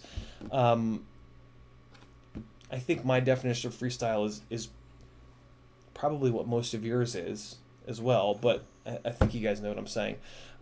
Yeah, I don't know. If there's any way to keep it, for me to blow this up to the point where I can keep it like Patreon funded, I would love to do that. Whether or not that's realistic, I don't know. It doesn't look great recently, but I'm still trying. Rain Dogs Data Log says, dude, how do you motor test? I want to see that. I don't have any gear to do it. Like, I don't have any actual gear to do thrust stand testing. Thrust stand testing for us, I used to, when I was learning about how our motors kind of delivered power, and how different voltages versus different KVs versus different propellers, and how all that kind of worked, I was very interested in thrust stand data. Somebody type into the chat, Ethan is his name, Micromotor Test Lab. For micromotors, the only resource that we've got really on Facebook is Micromotor Test Labs. If there's a wonderful moderator that can drop a link to that, that would be amazing. Yeah, looking at thrust data is great, but it really does not tell the full tale of the motor. At this point, the way that I test motors is to fly them. And the first thing that happens is I take a motor and I put it onto a rig that I already have flown. Like, if I'm going to test a motor, I don't test it on a fresh frame that I've never flown before, a fresh camera that I've never flown before. You know what I'm saying? Like, I put it onto a known quantity. I put it onto a known rig. So the first thing that happens is I arm it. And if the fucking thing flies away from when I've armed it, the motors are way more notchy and coggy than the motors that came off of it. Because that's pretty much, or they're unbalanced. Because those are the only two things that will cause that to happen. So, like, instantly, I've got I have one of the most important, in my opinion, one of the most important pieces of data on that motor is how smooth it is. So yeah, and then beyond that, it's flying it, it's adjusting the PID tune, it's seeing how far. So okay, perfect example is the Acrobrat. So the Acrobrat has been through the ringer in terms of motor testing. I've probably had, and now this is an Acrobrat Duo. I was involved in the very first, the V1 Acrobrat prototype phase. So I've been flying Acrobats for like 2 years. And yeah, it's my Acrobrat has kind of always been my motor testing platform, um, because it's again it's just been a known quantity. Like the frame and the electronics that I've had in there, um, I've I know at any given time I know how good they are, like where they're at, what it should fly like. So when I switch the motors on it, every single time that's happened, which has happened I mean, off the top of my head, this rig has been from Hobbywing 1306s to the Brat 1407s, Sunny Sky 1408s. There was some other 1408. T-Motor 1507s, Emax 1606s, X-Hover 180 or X-Nova 1804s, RC and Power 1506s. There was a 1404 at some point.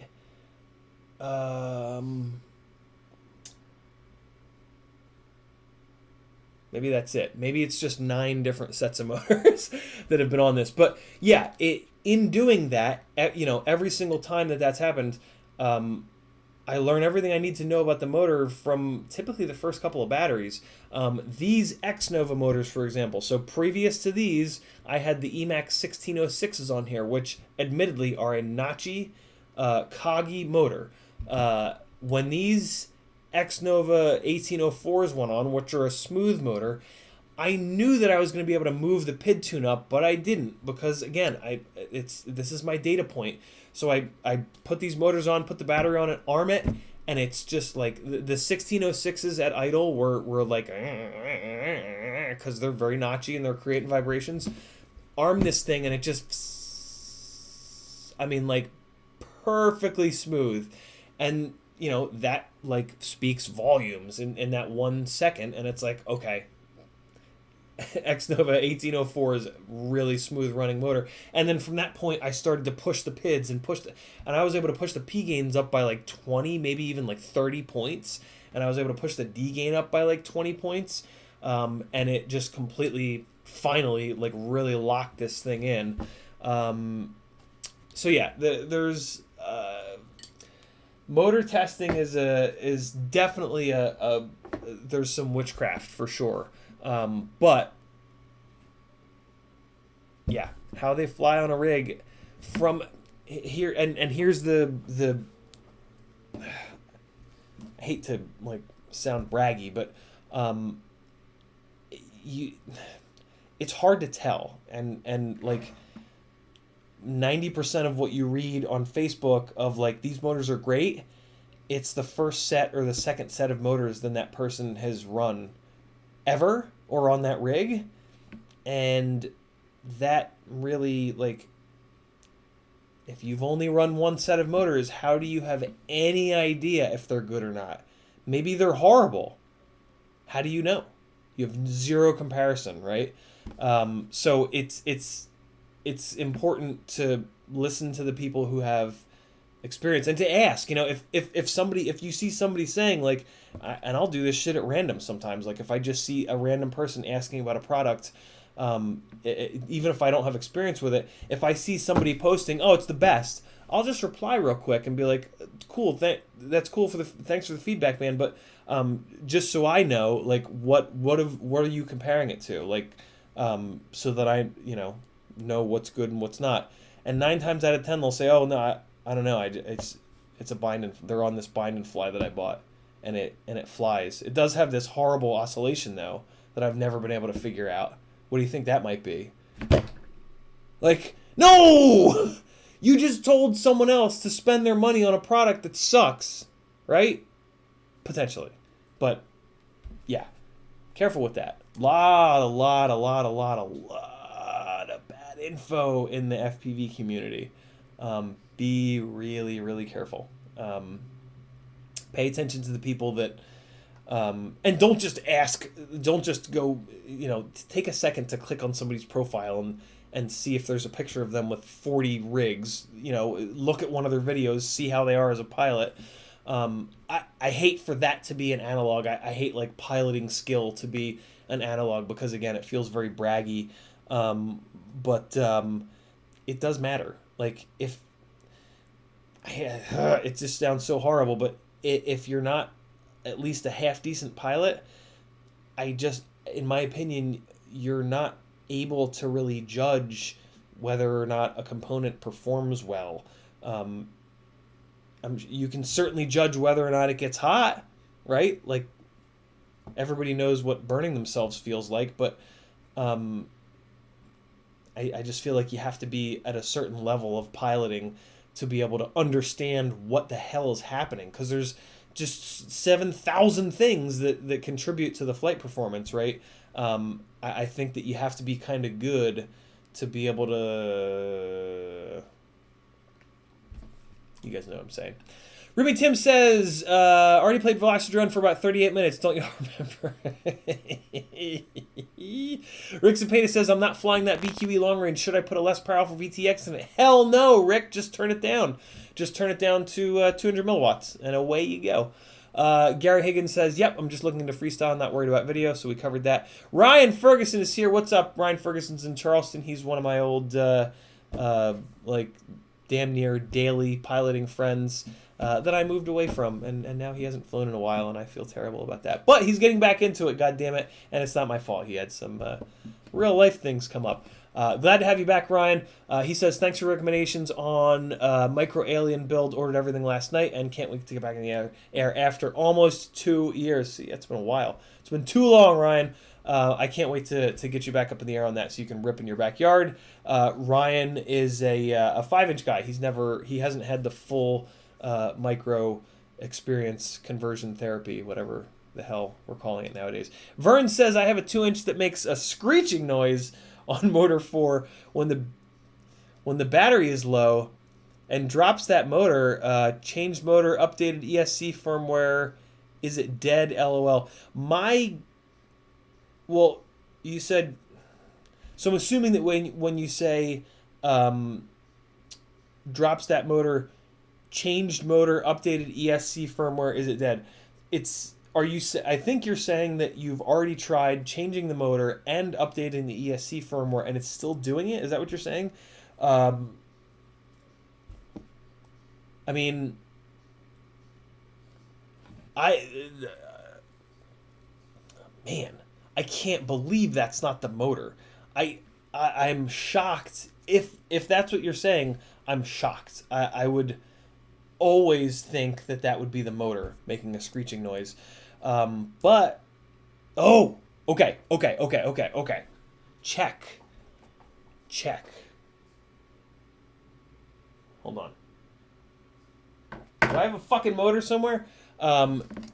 Check the bottom of the motor. Sometimes micro motors, since they don't use a screw here, well, I mean, all micro motors have a motor shaft sticking out with a C-clip on it. Sometimes that C-clip, or sometimes even the motor shaft itself, can rub or touch the carbon of the arm. Sometimes the manufacturers won't make a big enough hole, that's what she said, in the center here, and that motor shaft or C-clip can touch it. So that's, or if you're running a TPU arm protector thingy, the TPU can sometimes touch the if you're squishing it, the TPU can squish in and touch the C-clip, and then the C-clip will bind up and the motor shaft will spin on the C-clip and it'll make a horrible noise. If it's none of that and you've changed the motor, it has to be the ESC?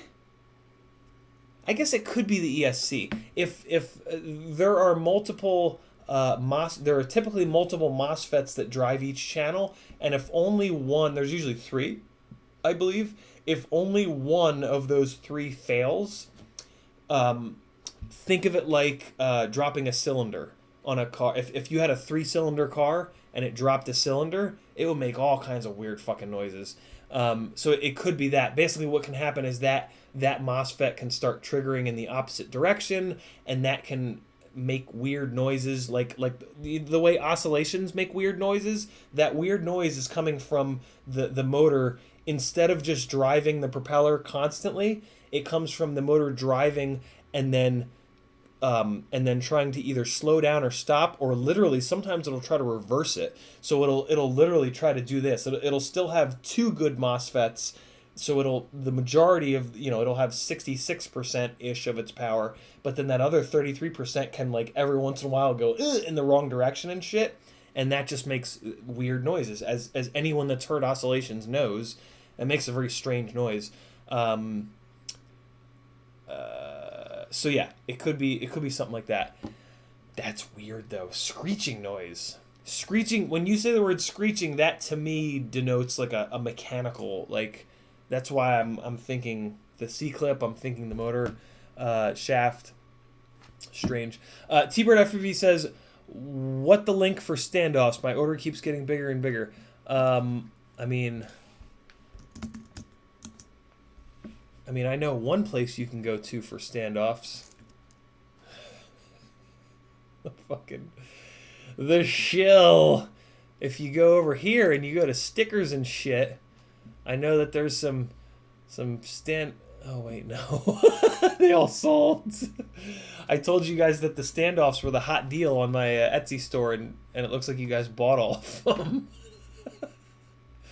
All right, never mind. I shill fail, I guess. What do you, T-Bird? What do you say? What's the link for the standoffs? What do you mean? What? Where? Who? What? When? Where? Why? Raindog's Daylog says, how do you have your Acrobat configured at the motors? 14XX, 15XX. Configured? What do you mean, Raindogs? How do you have your Acrobat configured at the motors? Are you just asking which motors I have? If so, Xnova 1804s. Rick Zapata says, I have an Emax Tiny Hawk 2 and it flies great. What props would you recommend for all-out freestyle?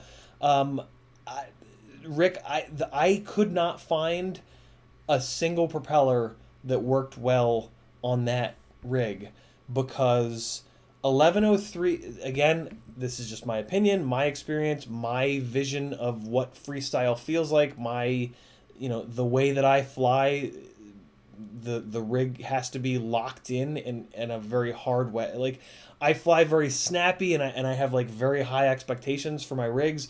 There's a couple moves that I do that are very hard for the PID loop to handle. So if a rig can't do it, I'm just like, nope, fuck it, because I can fix them. I can put a motor that's a better match for a propeller. Well, most rigs I can. The Emax rigs use a proprietary bolt pattern, so I can't on those. But normally, on a normal frame, I can fix it, right? I can put a better matched motor to make it fly the way I want. So again, totally, this is all completely, my idea of perfect for freestyle, which, again, impossible standards, basically, is what I'm saying. I have impossible standards. The 1103 motor, in my opinion, can only handle either a 2-inch 3-blade propeller or a bi-blade. A really lightweight 2.5-inch bi-blade, like the ones that don't have the bolt holes, the ones that are like press fit only. But the KV on those Tiny Hawk Freestyle motors is not high enough for you to do that. If you run a 2-inch propeller or a 2.5-inch bi-blade, it doesn't have enough RPM to make a good amount of power. So you end up with with this cruiser. The simple fix to that is to just go up in voltage, but their AIO board won't take more than 2S. The Tiny Hawk 2 Freestyle on 3S on a 2.5-inch bi-blade or a 2-inch prop would be awesome. I'll bet. I will bet you that would fix all the problems for me, and I would love that rig. But you can't do it. You can't run 3S on that AIO board. It'll blow up. And the AIO board that they have in there, again, is proprietary. So you can't even just switch the AIO board out and get 3S. I guess maybe if at some point Emax releases a board with that wacky bolt pattern that they use that is 3S compatible, that would be what I would recommend for the Tiny Hawk 2 Freestyle. Because yeah, the props that it comes with are actually the best option, with the motor size and the KV taken into consideration. I know that might sound a little convoluted, but if that doesn't make sense, rewind and watch it again. It'll probably make sense the second time. Shameless self-promotion, Remy Tim says. And he also says, screeching is always a loose prop. No, not. I mean, it could be. Everybody's definition of screeching is different. Oh, good. S. Grace says, Ezo bearings make ugly noise when they break. All bearings make really ugly noises when they break. Although I think the person said that whoever, I don't even remember who it was. I think they said they switched the motor, so that eliminated the possibility of the bearing being bad in my brain. Let's play Velocidrone. I didn't even start it. Let's see if it will cooperate. That happens a lot, actually, where somebody asks a question like a half an hour ago that I've already somehow answered with another question. Because there are a bunch of micro issues that are kind of similar that, like, you wouldn't think they're similar, but they are. I don't know. Or maybe there's just shit that I like to talk about a lot. That's probably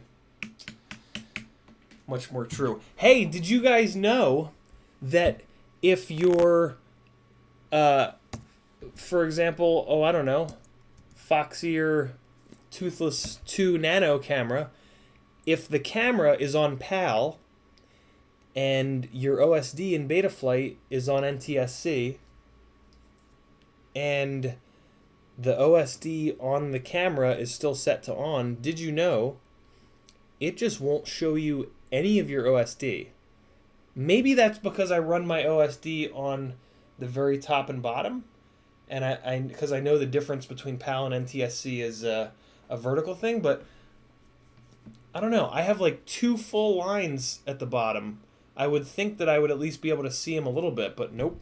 I had no OSD, and I didn't think about the NTSC PAL thing. I guess because run cams always come on NTSC. I guess it's just been a long time since a camera came on PAL. I had like a 15-minute like what the fuck session of not being able to figure out why the hell this one of my 5-inch rigs didn't have OSD, and yeah, I had to go into the Toothless Nano, switch it from PAL to NTSC, and then I had my full OSD. I don't know if that's ever happened to me before. I don't know if I've ever had a camera come set on PAL. So there you go.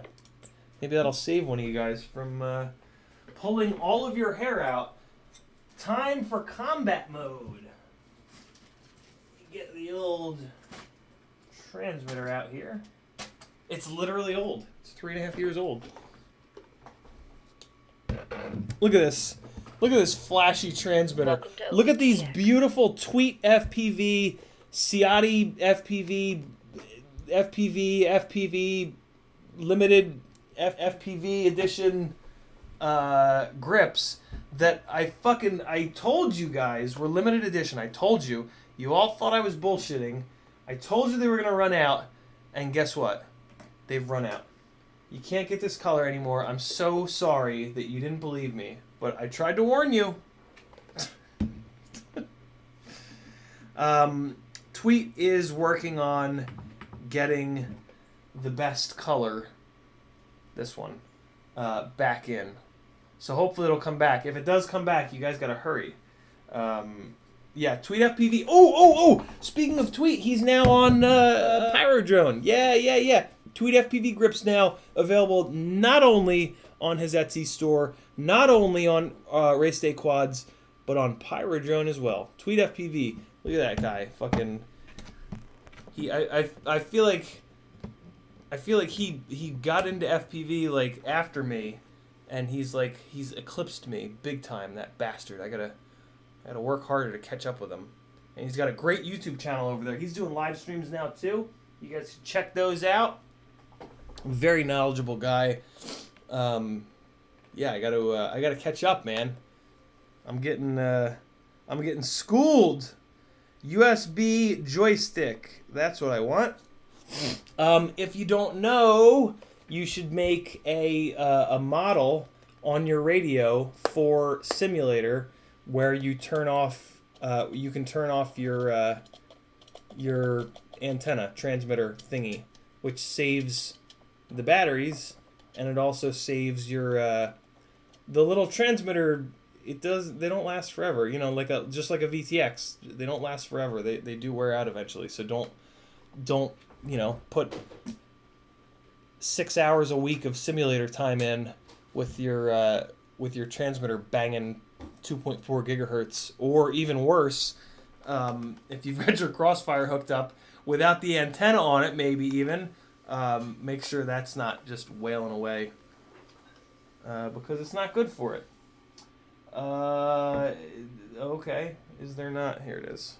Hold on. Speaking of Crossfire, I gotta tighten this up a little bit. Oh, forever coming loose. Forever. Goddamn SMA nonsense. All right, let's. Oh, there it is. There's the big angry combat quad. It's called the Ass Blaster 5000 Dominator. I'm not even making that up. Look at those graphics, man. Look how good the graphics are on this aging computer to get this game to run. Can you guys believe it? Server region is America. You have to be on the most current updated version of Velocidrone, and you have to have bought the combat pack on their website, which was like $8, I think. Well worth it. Name of the room is Freestyle. No, we're gonna change it to Combat. Combat CID FPV. Combat CID FPV. And I am now. Well, no, I gotta wait. I gotta pick the map. So apparently we have to be on Polyworld, but I am gonna pick a different track. Let's do. We did CTF Junkyard Falls last time. Let's do Canyonlands. That sounds interesting. And then for game type, I gotta bring this down to combat. Ooh, let's do team. So last time we did free for all. Or deathmatch, rather. Let's do team deathmatch this time. Maybe that'll be cool. Arming. Oh, yeah. Auto arming. Yeah. That's what we want. Skill level easy. Oh. I do want to change. Hold on. I want to be able to win this time. Sounds weird. So I want to change. Right now, I have fire set to the momentary, and it's hard to fly and hit the momentary without like moving the sticks around. So I'm gonna put it onto my arm switch so that I can arm it. If you hold the button down, it'll boop boop boop boop boop boop boop boop boop until you're out of ammo. So I would rather do that. I would rather arm the gun and then fly and let it boop boop boop boop, and then I can concentrate on flying the crosshair into somebody and actually shooting them in their fucking faces. So I need to click the fire button, and then I would like to. So I'm just gonna unassign. Okay, so I've unassigned arm motors. So now I want to assign it to fire. How do you... Why is it not... Alright, what do I have to click this? I have to click that. Oh, shit, how do you do this? Click that, and then click fire. No, it's not working. God damn it. I had trouble with this last time, too. Fire. Select axis or button. Select again to delete action. Okay, so I want it to be that. And then Is that it? Nope, that's not it. So click it, and then I can't see the chat. Come on. Come on! How did I do it? Click, click, click, click. Do I have to hold it? Hold fire? Is that it? Oh! Select axis or button. Okay. Select button. So this is the button I want. I want this button. Wait, no, that's not the button. Shit. It's this button. I want this button. No, I don't want to calibrate it. Select axis or button, it says. This button, and I want it to be fire. What? Mapped axis display. This one. And then done. Nope. That one. This. That. Fire. There we go. That's it. Oh, shit. No, that's not it. Oh, fuck. Wait. So it's down. Alright, so I want fire. And I want it on this switch. And I want it to fire when I go up. And then maybe if I click here. Nope. Nope. God damn you. Alright, hold on. I gotta look at the chat. Maybe you guys are smarter than me. Hey! As always, the collective is smarter than me. Click fire. Then click the switch on the left side. Click axis or button. That's this. And then, yeah, but now what? Frank's calling me.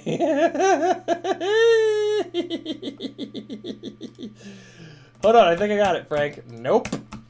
This is, yeah, you're right. This is terrible UI. Okay, click fire, and then click this. Nope, that's not it. Fire. Yeah, I think I was almost there. Oh God. Oh boy. What? Okay, hold on. Click fire, and then this. And then that. And then is that it? Hey, bot! Hey, bot, are you going to come in and do some Velocidrone combat with me? Yeah, so I think I'm done, right? Ah, there it goes. I swear to God, didn't I just do that a minute ago and it didn't work? All right, so we're good. Bot, get your ass in here. Hey, Tweet's here too. What's up? I'm glad I kept going. All right, so let's get some combat going. Hey bot, I wanna play that game. What's it called? The murder game. I wanna play murder game. I looked up a video on it last night. Felicia Day and the guild crew were playing it on the YouTube last night, and it looked super fun. I just, you messaged me about it, and I meant to look it up, and then I got busy, and I completely forgot about it because I'm the worst. All right, Ass Blaster Quad. Server region America, room name is Combat Ciati FPV. I'm going to host the session, and Among Us, that's what it's called, Among Us. Yeah, awesome. Dude, Tuesday at 9 p.m. I'm going to be a lying sack of shit and try to win, because that's how you win in that game. I can't wait to murder your fucking faces. What do you guys do? Zoom call? I didn't get a chance to watch the replay of it. Combat team deathmatch is what we're gonna do, and arming is automatic. Skill level is easy. I wonder what the skill level changes. Game time 5 minutes. Awesome. Select scenery, and here we go. Away we go. Oh God, kill me. Airbender FPV says, I've had 2 flip outs and plummeting out of the sky episodes for my Apex DJI 6S rig in the last 2 days. Flew it again today, and I couldn't get it to repeat. That's the fucking worst. When that, like, when you can't get a bad behavior to repeat, it's just like, so I guess I'll just wait. I just wait for it to happen again. Oh my God, look at this, guys. This is gonna be ridiculous. So I'll wait for some people to come in, and then I'll start the thing in the place. You can't collect these things until there's some more people in here. Hopefully it just hopefully it automatically assigns us to each team. Oh God, it's hard to see depth with these polygons. I don't know if I love this map. It's way harder to. The other map that we were playing was much better, I think. Oh, and I gotta remember that the Ass Blaster 5000 quad here is like 2 kilograms or some shit. It doesn't fly. It doesn't fly well. It flies like a sack of shit, to be honest. What's up here? Oh, is this a portal to another dimension? No. It's just an orange thing. But that doesn't matter because we're diving waterfalls. Ooh. Oh God. Oh, okay. Oh no, I was gonna say you can go through the waterfall. So all right, how do we team deathmatch this shit? Is there a way to show people? Show hide players. Ooh, look at that. Okay. So I'm gonna go to the red team because, you know, I'm into that red and whatnot. All right. It's gonna be 3-on-2 for a minute, and that's okay. Let's go. We'll just get warmed up. So it's red versus green, I think. Is that what I saw? So does red have like red trails? Yeah, look at that. And then green has green trails. Hey, cool. Go figure. Oh no. Leave me some. Oh, shit sticks. Or I'll just crash into the goddamn water. Oh wait, where's that maybe this orange. Ooh, the purple's the rockets. So I can just like dumb fire the rockets down at someone and it'll get them. All right. I'm on the hunt. I'm on the hunt, god damn it.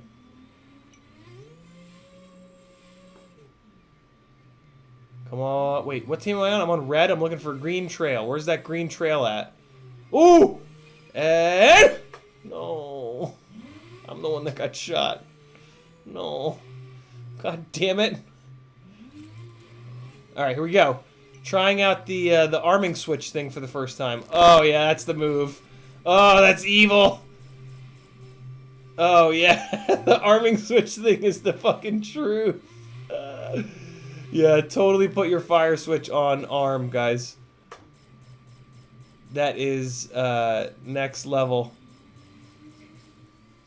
Oh man, that feels like cheating, dude. You can like hold people down like crazy. Zap, zap, zap, zap, zap, zap, zap, zap. Oh my god, we're getting mad zaps going. Oh shit, somebody's on me! No! Get out of here. Where's that green trail at? I can't see shit. Oh, there it is! Zip, zip, zip, zip, zip, zip. Okay, and we've crashed into the water. Oh, there's a shield. We have shields? Look at that. I didn't know that. Alright, where's that green trail at? Oh, I see it. Zip, zip, zip, zip, zip, zip. Alright, I'm the worst at this goddamn game. You guys are so much better at video games than me. It's so obvious. Holy shit. Alright, green trail, where are you? I gotta remember that, like, I don't have to fly in a way that looks cool. Oh, wait, was that green? There's green! Die, green, die, green, die. Oh, got him! Arthur. I got my revenge on you. What do you think of that? Oh. The secret missile. Guys. I'm gonna sneak this shit out of somebody. Somebody's gonna get sneak attacked. Watch this. Shh. Ooh, I see green. Dumbfire. Oh, I shot it in the complete wrong direction. That was absolutely awful. But it looks like one of my teammates got him, so that's great. Here we go. Shh. I got him. I see him. Zip, zip, zip, zip, zip, zip. Alright, I did nothing. Man, I am bad at this. Jeez. Alright, let me see that. I want to see that orange thing. Again, what's this orange thing do? Does this give me shields, maybe, or something like that? What are you, orange thing? Are you giving me shields? No. No shields. Oh god, I've crashed. I was looking at the chat. Ooh, ooh, ooh, god, they hid that one in there. Maybe that means it's a really good one. Oh, it made a noise. Oh, it made a very interesting noise.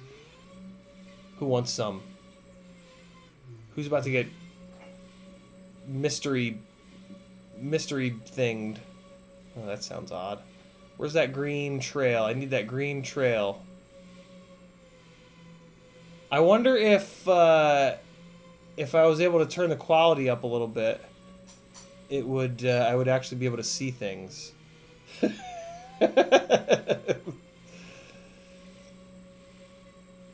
I'm trying not to like spawn camp, but I mean, where's the goddamn green trail? Oh no! Fucking Arthur for All keeps getting me. Arthur, I had the thing, man. I had the secret thing. How dare you? Oh, now it's gonna be two of us trying to steal it. I'm just gonna hide in here. I'm just gonna hide from. Oh, fuck. I crashed. Alright, Arthur for All, where the hell are you? You evil man, you. I'm gonna try to stay close to, like, surfaces. So that, you know, I'm not just all out in the open. Easy to shoot down. Like a big dum-dum. Arthur! Damn. Oh, we got... Wow, Arthur, you just did all the work, huh? I think Bezic left. Oh, no, Bezic left and then came back. I was gonna say. Damn, Bezic, you got carried, bro. Okay, here we go. Show hide players. Okay, here we go. Now can we bounce it up? Yeah, bounce teams, red and blue. Here we go. All right, 3-on-3, red versus blue. And die. Oh god. Oh, okay. Where's what is it? Blue? The other one's blue. Where's the blue? Maybe they didn't. I thought maybe they would start them in the same spot as us, and I could get a quick one. I guess not. All right, where are you, blue? The Ass Blaster 5000's coming for you. Oh wait, I see shit going down. Oh man, Arthur for All got fucking stacked already. Come on. Where's that blue? Oh, Arthur for All got his revenge. What am I doing? Don't make yourself so easy to shoot, you dummy.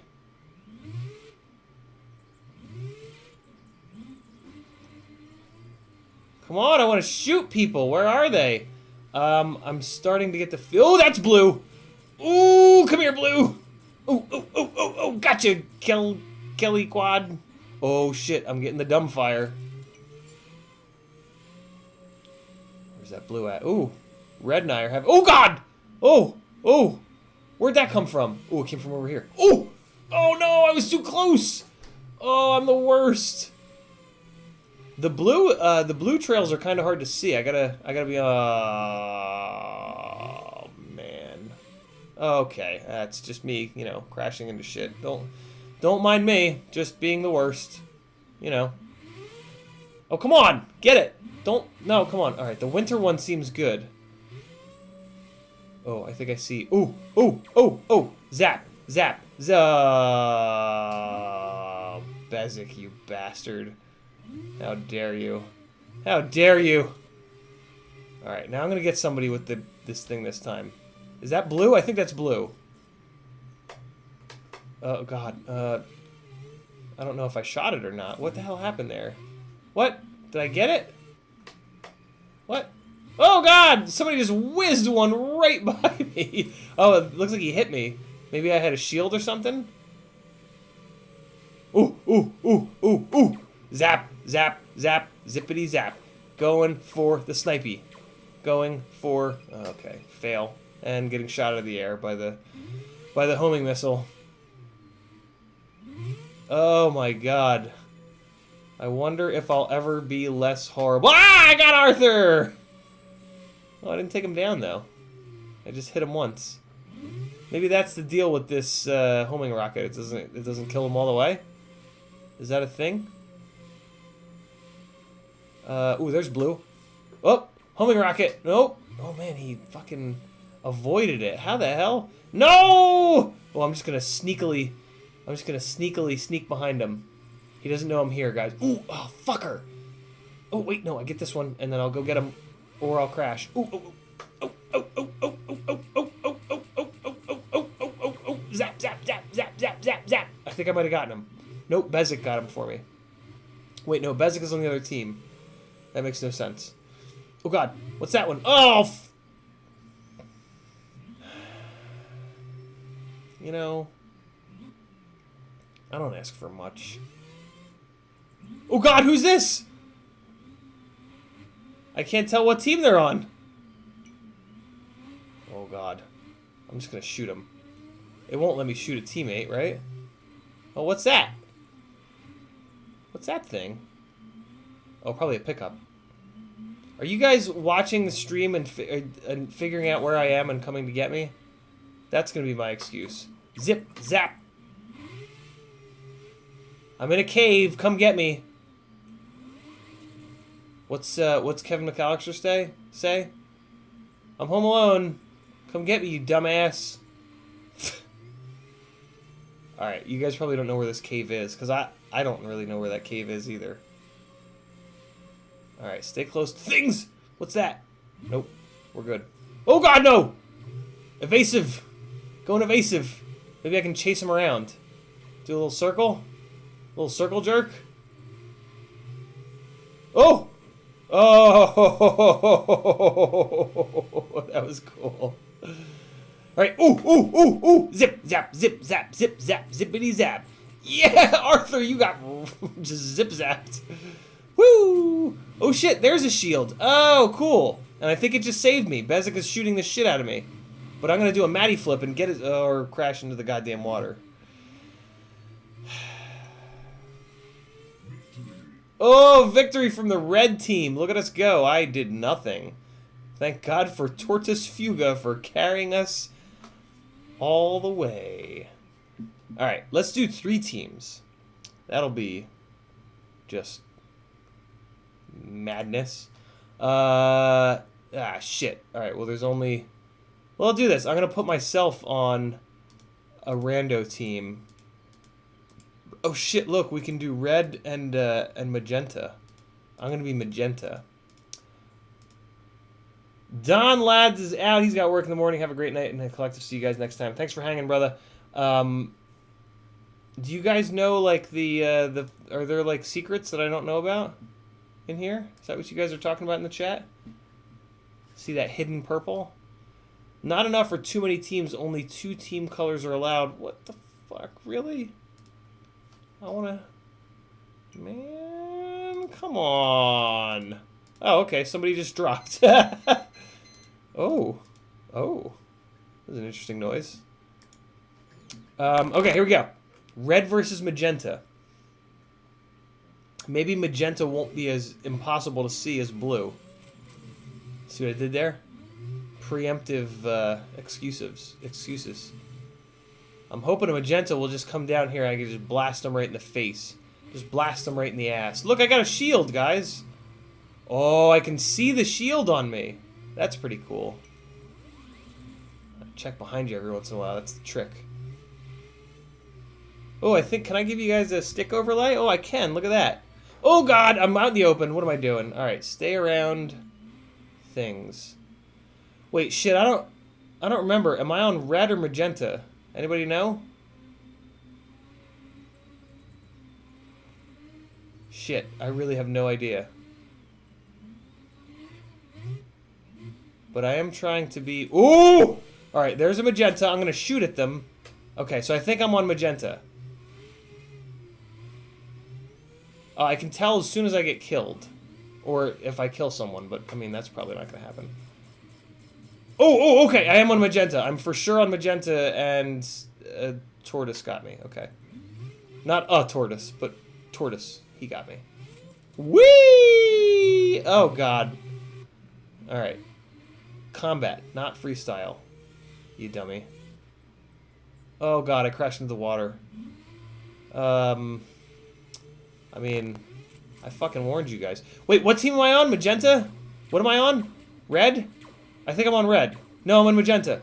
I want to shoot at the red. Oh, I wasted all my fucking ammo shooting at my teammate. Oh. Here we go, though. Oh, I zapped the shit out of Tortoise. And Arthur. Oh my god, I zapped everyone. Zap. Damn it. I wasted those zaps. Now I got a heat seeker, though. I'm just gonna blast it out that way. It seems to be tracking already. No! Those are the bad guys, too! Run away! Oh, what the fuck is wrong with me? Why do I keep crashing? Oh, I should be beaten with a stick for how bad I am. Oh god, I hear it. I hear someone coming. Oh no, he's trying to get me! I'm gonna get you back, Tortoise. I somehow got you. Oh my god, what's that sound? Oh, I got a shield. Yeah. Man. Boomer plays video games. Live at 5. Oh, Tortoise! I had a shield, and you didn't.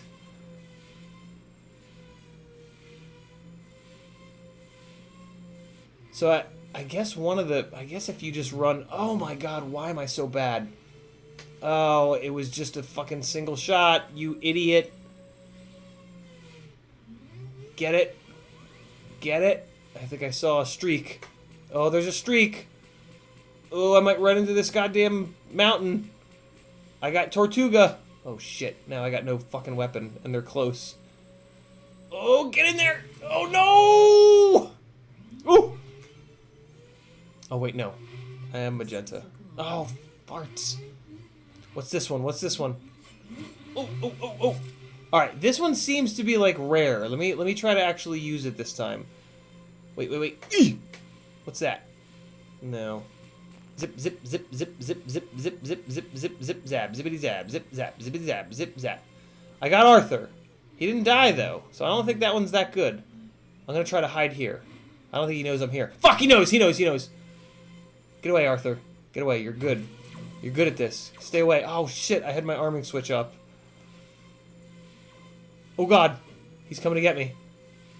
Oh, I thought I was gonna be slick there. Oh! You're mine. You're mine. Ooh, I'm the worst. Damn. Couldn't get the job done. That's what she said. Alright, magenta. We're sticking together.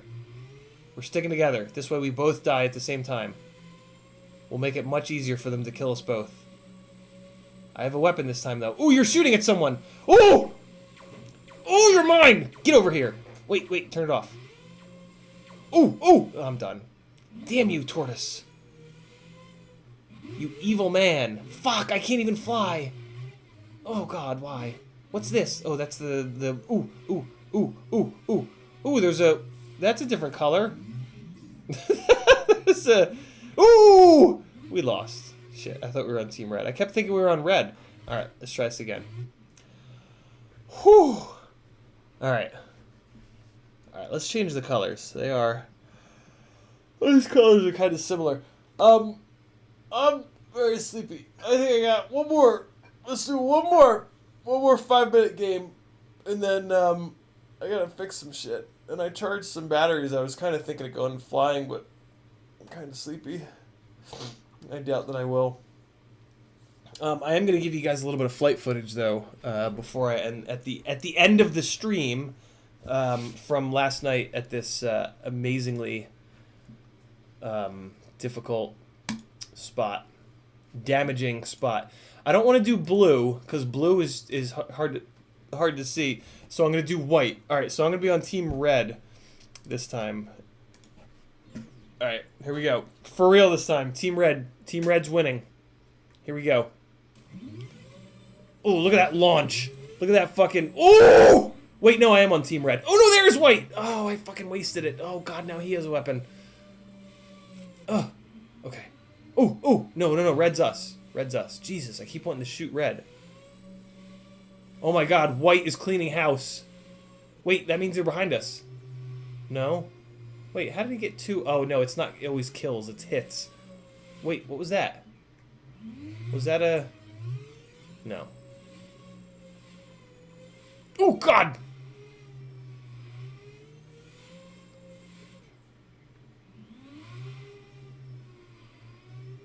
Come on, white streaks. Where are you? Ooh! I was too close. And then I got hit by a homing missile. That was poetic justice at its best. Alright, mystery. Give me a good mystery. Ooh, I see some white streaks. Going for the long range. It's never gonna work. But I'm gonna try it anyway. Oh, shit sticks. Now he stole that power up from where I was headed. Oh, God, no. Oh, I can feel it. I can feel it. Get it. Get it. Get him. Get him. Oh, God, he's close. He's got a shield. I can see that shield. Oh, fuck. Come on, come on, come on, come on. Weapon. Where'd they go? Where'd they go? Oh, I see one. Shield, shield, shield, shield, shield, shield. Maybe the electricity goes through the shield. Zap, zap, zap, zap. Oh, it does! Torgus. I'm sorry. Or Tortoise. Oh, shit, no. Oh, Arthur avenged. Oh. It was a stressful game, guys. Zap, zap, zap. Going for that snipe. Long distance donging. Coming. Oh, farts. The weapons. I need more ammo, man. I'm a bad shot.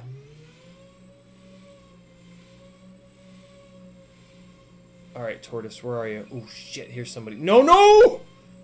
Plummet. I think I chased... Oh! Oh, that shield! Okay, I am the worst. Get it, get it. Alright, get it. Oosh! Oosh! Moish! Oh! Tortoise! Oh, what? Why? Alright, I'm staying close. Staying close to surfaces. It's gonna keep me hidden. But, I see a bad guy. Zap, zap, zap, zap, zap! Ooh! Oh, we traded though. Arthur with that heat seeker, he fucking got me. It's an interesting mix of like trying to find and fight versus I want to hide. You know, like, oh God, please. Oh, he stuck it right in front of me. Oh no, what is this? I can't see and I've crashed. I mean, I crash a lot anyway, so. Oh, your ass is done. No, why am I the worst? Oh, I got you, Arthur. Oh no. Oh wait, I got a couple shots left. Oh, and I wasted them. Run away. Run away. Oh, I don't think we're doing well. We're not. It's 18 to 25. I gotta stop being so shitty. I think someone's shooting at me. Yeah, that's right. Come on in. I'll get you. Oh, God. Please, Kelly Quad, finish the job since I suck. Oh, no. Who would have thunk you need to hit more than 3 times with the electricity? Oh, shit sticks. Oh, no. Yeah, yeah, yeah, yeah, yeah. No, no, no, no. Oh, my God. I'm the worst. Oh, I'm not helping. 25 to 31. I'm not helping at all. Oh, oh no. I keep crashing. I keep crashing. Crashing doesn't help. I don't think it hurts us, but it certainly doesn't help us. Oh no, why do I keep crashing? I'm the worst. Oh, God. Live at 5, man crashes, trying to win. Never wins. Oh, oh, oh, oh, white, white, white, white, zap, zap, zap, zap, zap, zap, zap, zap, zap, zap, zap. Oh, look at this. It's like I'm having a seizure. Oh, God, no. Oh, no, no. Okay, eventually I'll pick it up, maybe. Oh, God, no, I'm armed. I didn't mean to be armed. Oh, and now I'm dead. That served me right. That was well-deserved. I'm gonna snipe somebody with this fucking heat seeker, though. Watch this. Oh, or I'm gonna get killed and just...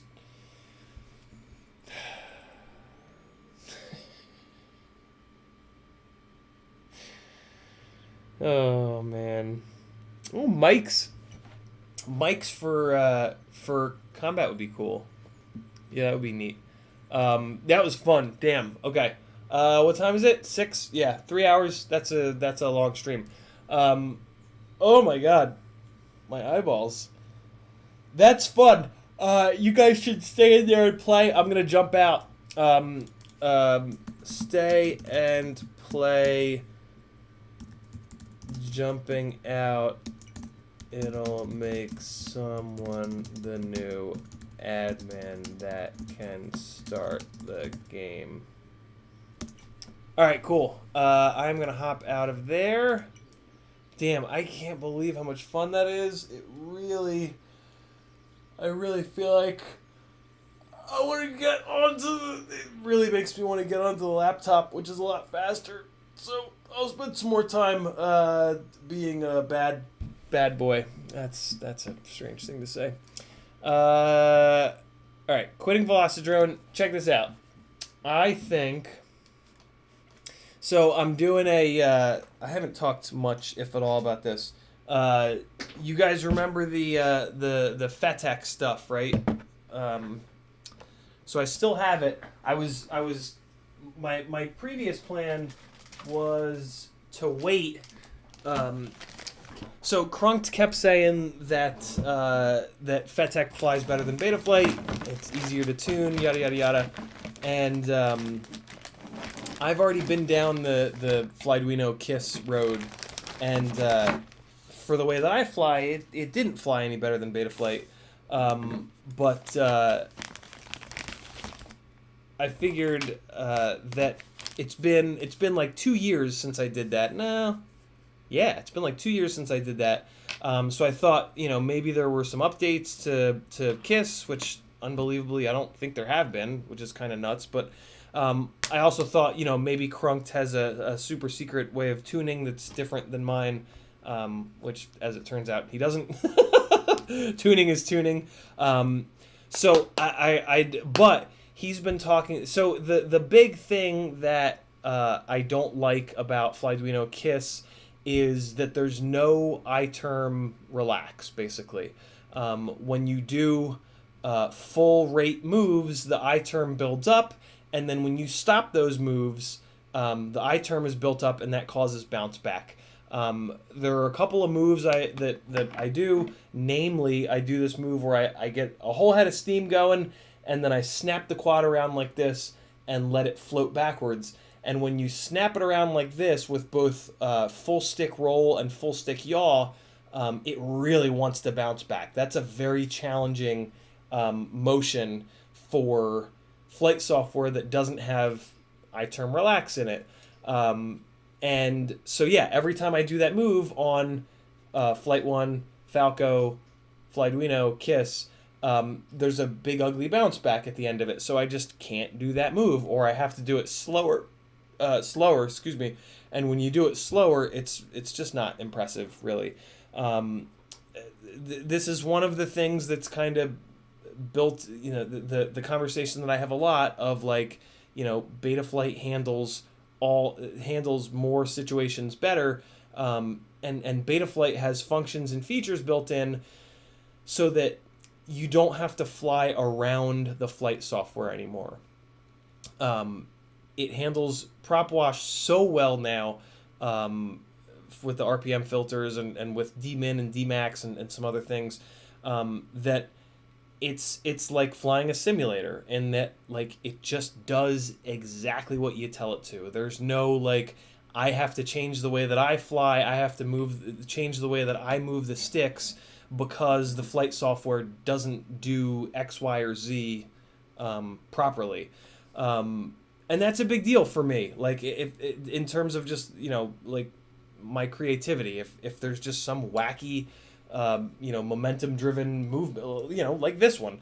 I love the way that looks, and to be able to not do that sucks. And that's one of the reasons that, I've always stuck with Betaflight, and I've spent a good amount, and I'm not just saying that because I've always flown Betaflight, I'm saying that because I've spent a lot of time testing all three, and for me, Betaflight is, like, by a long margin, much better firmware to run.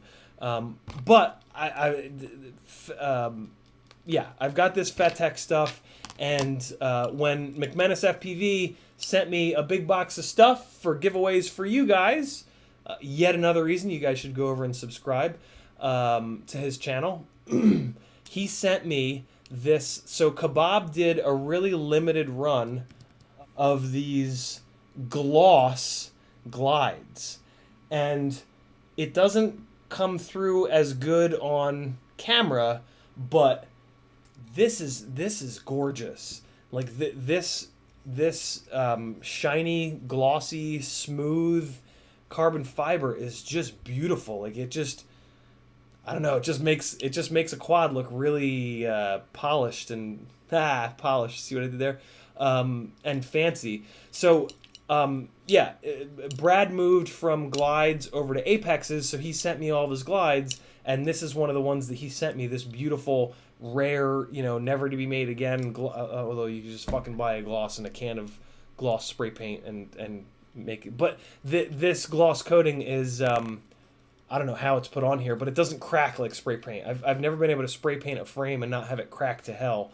This gloss finish is really, really durable. So what I decided is that this should be the platform for the FETEX stuff. Since it's a fancy looking frame, the FETEX stuff I'm never gonna like bash the shit out of. It's always just gonna be like a fancy pretty quad.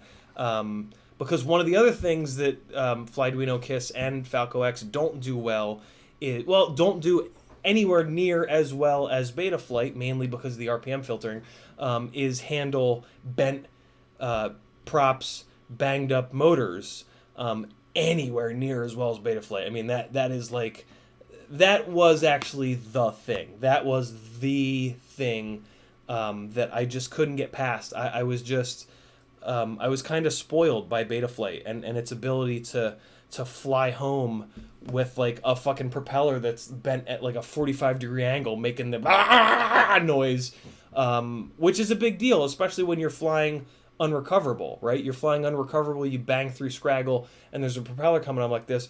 Well, if you're trying to fly that back on firmware that can't deal with that, it's just going to cook the motor or the ESC, and you're going to lose your shit. Whereas with the RPM filtering, it clamps down like crazy on this new vibration that's happening at a very specific RPM, because that's how vibrations work that are connected to the motor bell and the prop, and you can fly for a minute with a propeller bent up, to hell, and you come back and the motors are cold. It's absolutely insane.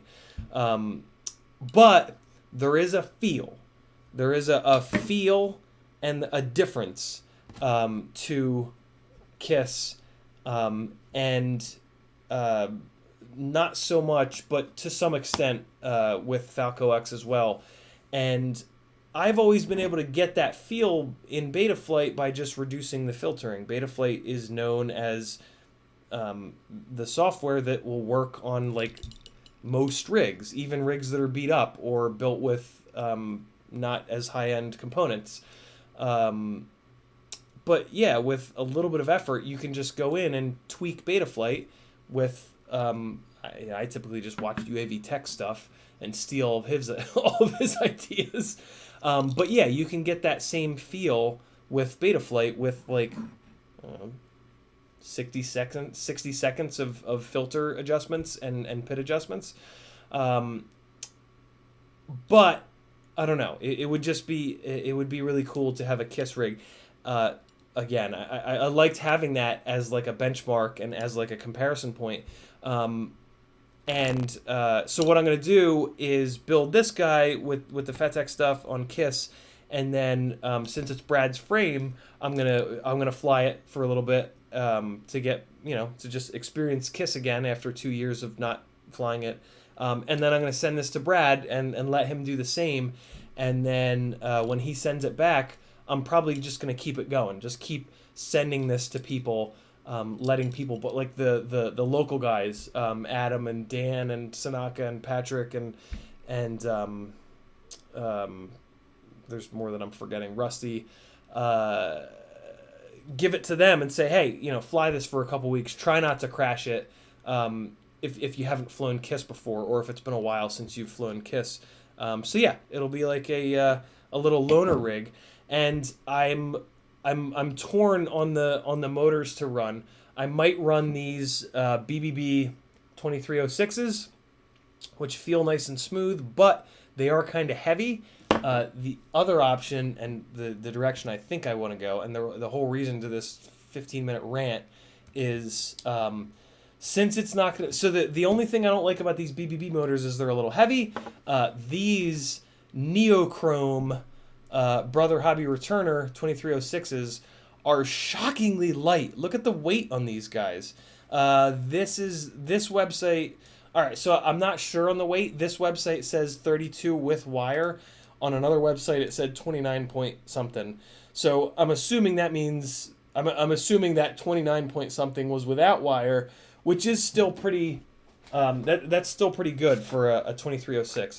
I forget what these BBB motors weigh, but I'm gonna check that right now. Okay, so the BBB motor with wires. God knows what the wire lengths are. But with wires, it's... Oh. I thought it was heavier than that. It's 32.4 with wires. It's... man, it's... I don't know. It's so hard, though. These fucking websites, what's this motor weigh? About 32? What? What? About 32? What? No. No. No. If I go to McDonald's to buy a cheeseburger and ask them like how much is it, they don't say like it's about like $1. I don't know. Who gives a fuck? Well, I care. No, not about. Hold on. I feel like I found an actual weight on these, and they were light. Because I was looking for a lightweight motor. Here we go. Pyrodrone. Pyrodrone has them. I don't think they're in stock though. Oh, they are in stock. That's right. But they're only in stock in 2450 kV. Yeah. So that's actually fine. That means I'll end up getting them from here. But I think. Oh no! Look, it says 32 grams with 16 centimeter wires. All right. So let's check what the length is on these. I don't know that, and also like, what's the wire length? Is that from the body? Is that from the end of this heat shrink? I don't know. So these are 15 centimeter wires. Okay, so these BBB motors are not, they're not heavy, but they're also not. They don't look like this, right? Like this is a fancy rig that's not going to get the shit smacked out of it. So it might as well be like the ultimate in fanciness. But I mean, I already have one of these. And look, these are cool looking. These are very cool looking motors. BBB 2207s were my very first 5-inch motor on my very first 5-inch rig, and they were great. The only thing I didn't like about them is they weren't all that durable. They had a really tight air gap between the stator and the magnets, and what that meant is any little impact to the bell of the motor would push the magnets into the stator, and I don't really have a good way of measuring air gap. It's just kind of like you just kind of hold the motor up to the sun and like look through it and look at the spacing. So yeah, air gap is hard to tell. It's even harder to measure. But I don't know. Look at them. Look at how fucking... look at that. Look at those colors. Look at that neochrome. Neochrome was a big thing in the 90s on... I guess it kind of still is with the drift car cool kids crowd. Being so popular. Neochrome was a it was that like very fancy like not fancy, it was very look at me. That's what it was. It was very like hey over here, look at me.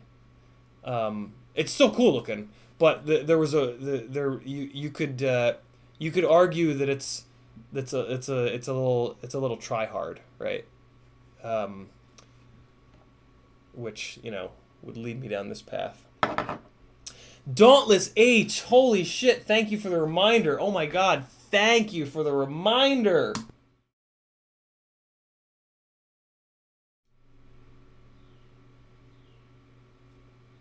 Why do I fucking try?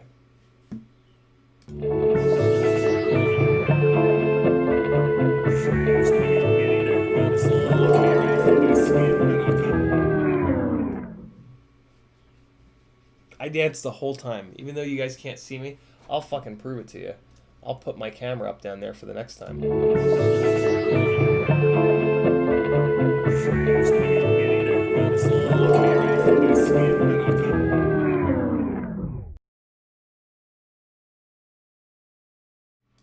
Alright, I'm real small now. Next time you guys will see me dance the whole time so you don't think I'm lying.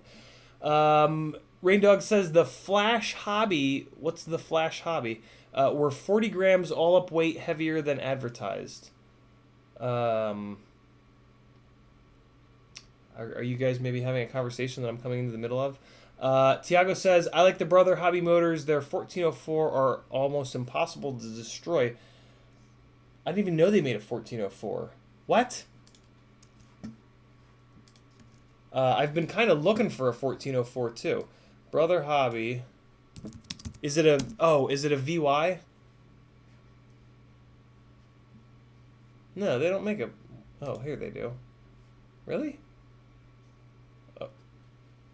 Okay. I never knew that was a thing. Is that what you're talking... Is that what you have, Tiago? Look at that. They make an M5 nut 1404. That's the worst idea ever. What the fuck did they do that for? Is that what you... It's Tiago, I didn't know you had those. I didn't know that existed. Notchy as hell. Wow. What are you running those for? That M5 setup is so heavy. It does give you access to different propellers, though. So I really love these Brother Hobby 1504.5s. I know I mentioned these a lot, guys, but on a 200 gram all-up rig... Oh my god, on a 3-inch prop, these motors are goddamn beautiful. They will change your life. They definitely won't change your life. Yeah, it looks like that Brother Hobby 1404 is not the most popular of motors. Let's check images. Tornado T1, Tiago says. I thought the Tornado was a 1407. 1404, Brother Hobby Avenger. Tiago, post a link. I can't. I'm not seeing which 1404 you have. I'm not seeing a. Oh, is it this? It's this style? I bet. It's this style. I remember they made a bunch of these guys. Yeah, I never really followed the Brother Hobby motors because they were so notchy that you couldn't get clean footage out of them. So I just never paid any attention to them, which is probably why I didn't even realize that they had a 1404. Interesting. So yeah, I don't know. I don't know what to do about the motor situation on this thing. I have a bunch of builds that are in front of this though. This is this is not going to get built anytime soon. So it's not like a pressing thing. I just happen to have the tab open with that motor, and I was like, ooh, I don't think I've talked about this build in a while. I figured you guys might be interested to see the... Oh, this is the perfect build for that fucking fancy ass... oh, God, yes! This is the build for this. Remember we were talking about this last week? This is the super fancy... This is basically the fanciest XT60 to ever live. So on Pyrodrone, you can buy these little LED PCB bastards that you put here on your XT60, and you can also buy these clear XT60s. So look at this pimp fucking gnarly shit. You can build yourself a little... I don't know why you would do this. I literally have no... This is just totally extravagant and useless, but... You can build yourself a lit XT60 lead. And this is on the quad side, so it'll only light up when you plug the battery in. I say that as if it makes any difference. Yeah, this has no purpose, but I don't give a shit. You know why it really has no purpose for me is on my rigs, I put the to help. So I don't run a zip tie because I kind of don't have room with the 15mm standoffs. I don't run any protection on this lead. I don't run a USB. Great. I don't run a zip tie to the standoff to hold this. So if my rigs throw a battery, it'll put some stress on the ESC pads. But luckily, it's never been an issue. I think because of the way that I solder these leads there, and then the way that there's a little corner here, and then the other thing that I do is I don't run this battery because it's a stupid shape, but I tuck the XT60 lead under the battery strap, so yeah, you're not gonna be able to see the fucking LEDs, but they'll be there, so you know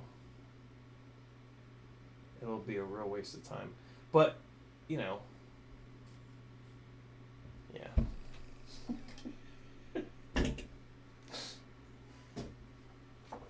And that was when he realized what an asshole he is. So that'll be fun. Yeah, I don't know.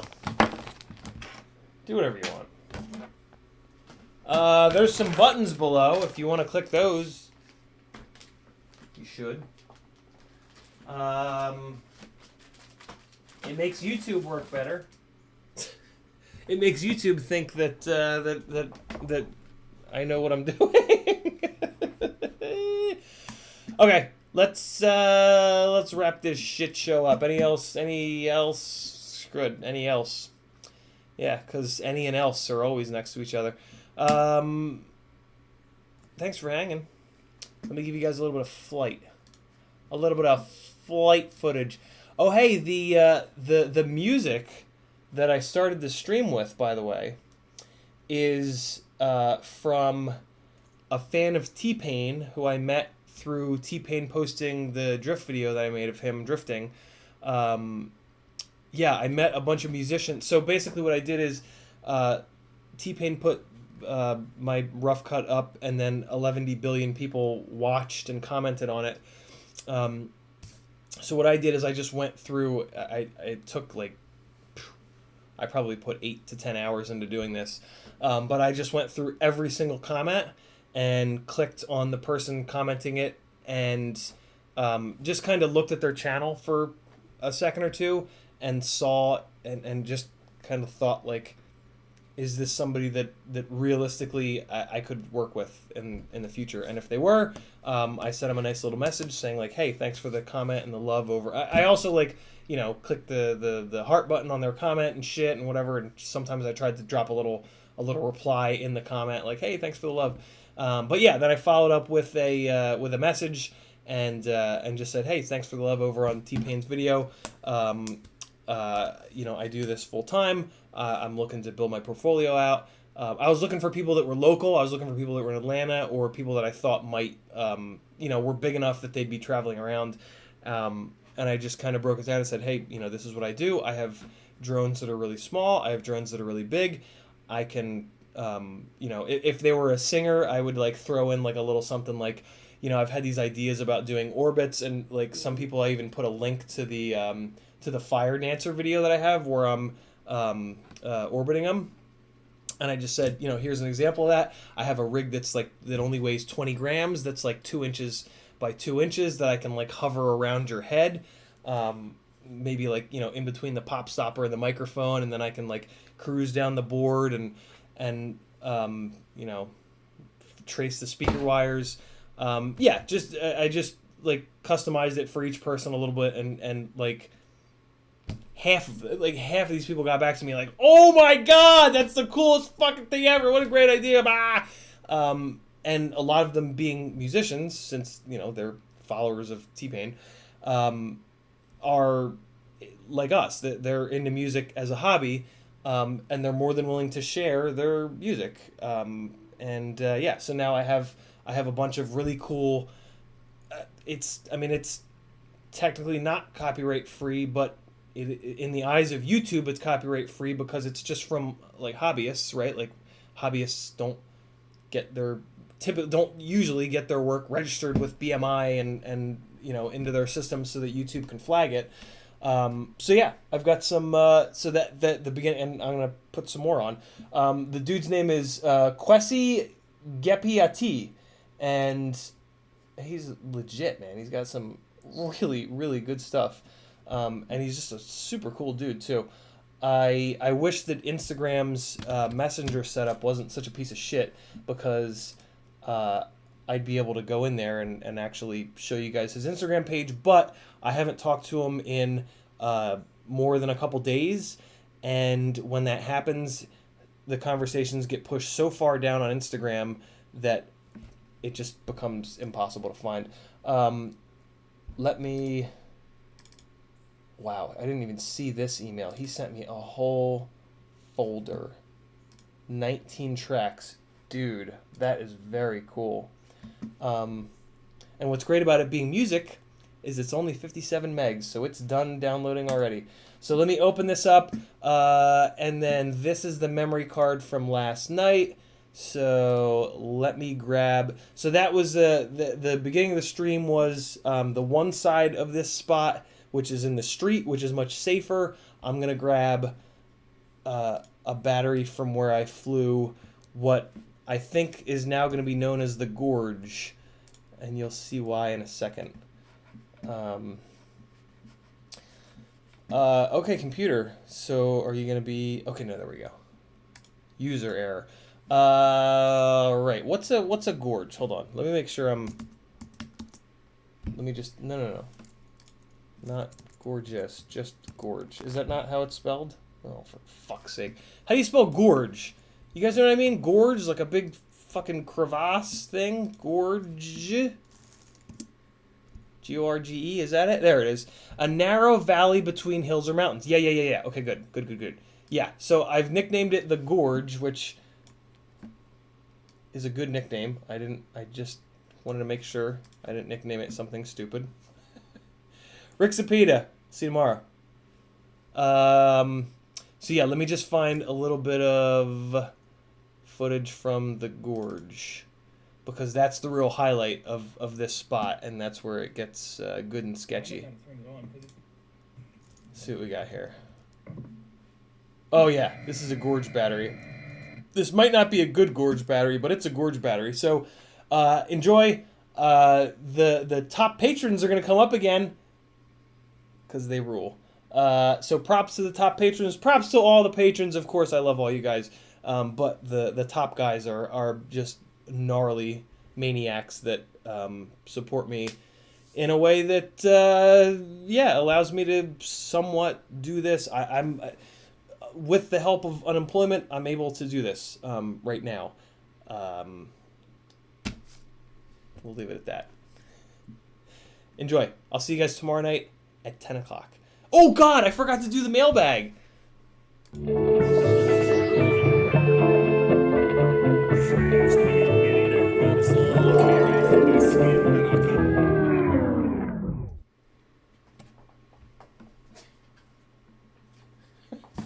Fucking 8-year-old. Hey, Ciati, here's a bunch of 3D printed goodies for you. 4 sets of the parallel charging bungs, 10 of each size, a spare, 20 pairs of your lens protectors, plus some that were printed too thin. Glue them away as tags, or give them away as tags or something. Also, put in a print of my Tic Tac solder dispenser with a bit of 60/40 to get you started. Cheers, Rid. Licensed to Drive is the man. He is a very talented 3D printer. Some of the 3D printing stuff that he's done is like super impressive. And we've been talking for a while about some stuff. And this is I kept saying, dude, you got some super cool designs. Let me pay you because I want to sell these on the Etsy store, because I think that the collective would love some of this cool stuff.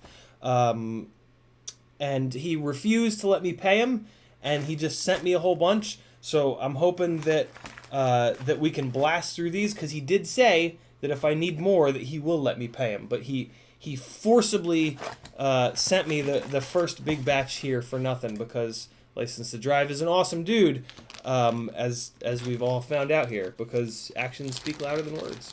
Talk is cheap, yo. He also is the creator of something really unique that I can't believe nobody else has done before. This, although I've had that thought many a time in this hobby, this is a field of view tester guide. I don't know what word I should call it, but you put it, you just you line it up with the front of your FPV camera, and then you look through your goggles, and each one of these little slots is 10 degrees, and then the little dots in between are 5 degrees. So you look through your little goggles and you just count 10 degrees, 20 degrees, 30, 40, 50, and you can get your, what you would actually want to do is diagonal. Diagonal is whenever you read, 150 field of view FPV, they're talking about diagonal. So yeah, you'd want to hold it diagonal, and top corner, bottom corner, and yeah, you can figure out what the hell your field of view is, which makes a big difference. The field of view will drastically change the way that you fly, and whether or not you're comfortable when you're flying. Like if you have two rigs, one of them's 140 field of view, the other is 160, every time you switch back and forth, there's going to be a real adjustment, and it's just going to be a FOV gauge. That's it. It's a gauge. Yeah, don't fly two rigs with drastically different field of views. It'll fuck you up, and you won't know it's fucking you up. You'll just think that you're a shitty pilot. So yeah, this is so cool. This is absolutely amazing. And License to Drive has put this up on Thingiverse, but reach out to him and have him 3D print you some stuff, because he deserves all of our love. And if he won't let me pay him, maybe he'll let you guys pay him. Let's look at some of the other awesome stuff that he's got in here. The thing that he did that like completely melted my brain were these, just because they look so fucking cool, these goggle eyeball, oh god, goggle lens protector. That's what it is. It's a goggle lens protector. It's a goggle lens protector. Because if you put your goggles down like on the top of your car, and the sun gets into these lenses, it can and will, like for sure, this happens to more people than you'd imagine. It'll burn the balls out of the fucking LED screen in there and kind of ruin it. Like it's permanent. It like permanently puts spots in the damn thing, and it looks horrible. Look at that! They just slot right in there. Is that not the most awesome little super simple? Okay, there was a Kristen hair in there, which pooped it out. I think these are the two thin ones that he said.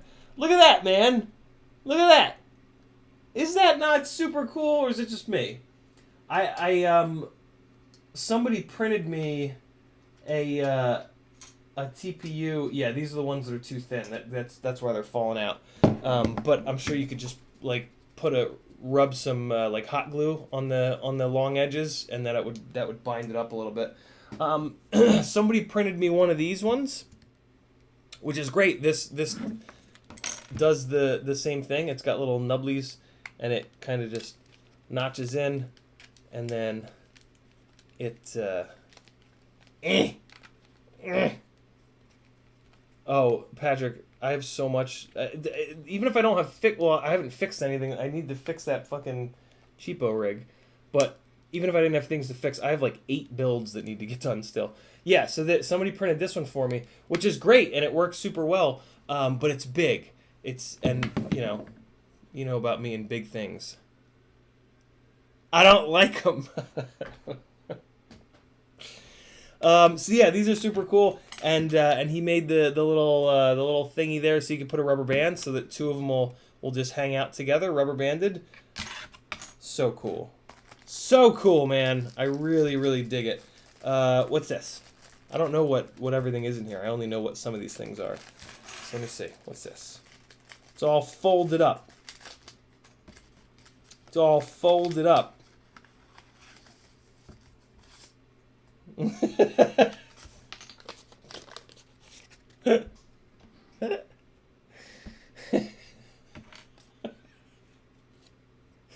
License to drive. You, sir. You, sir, win.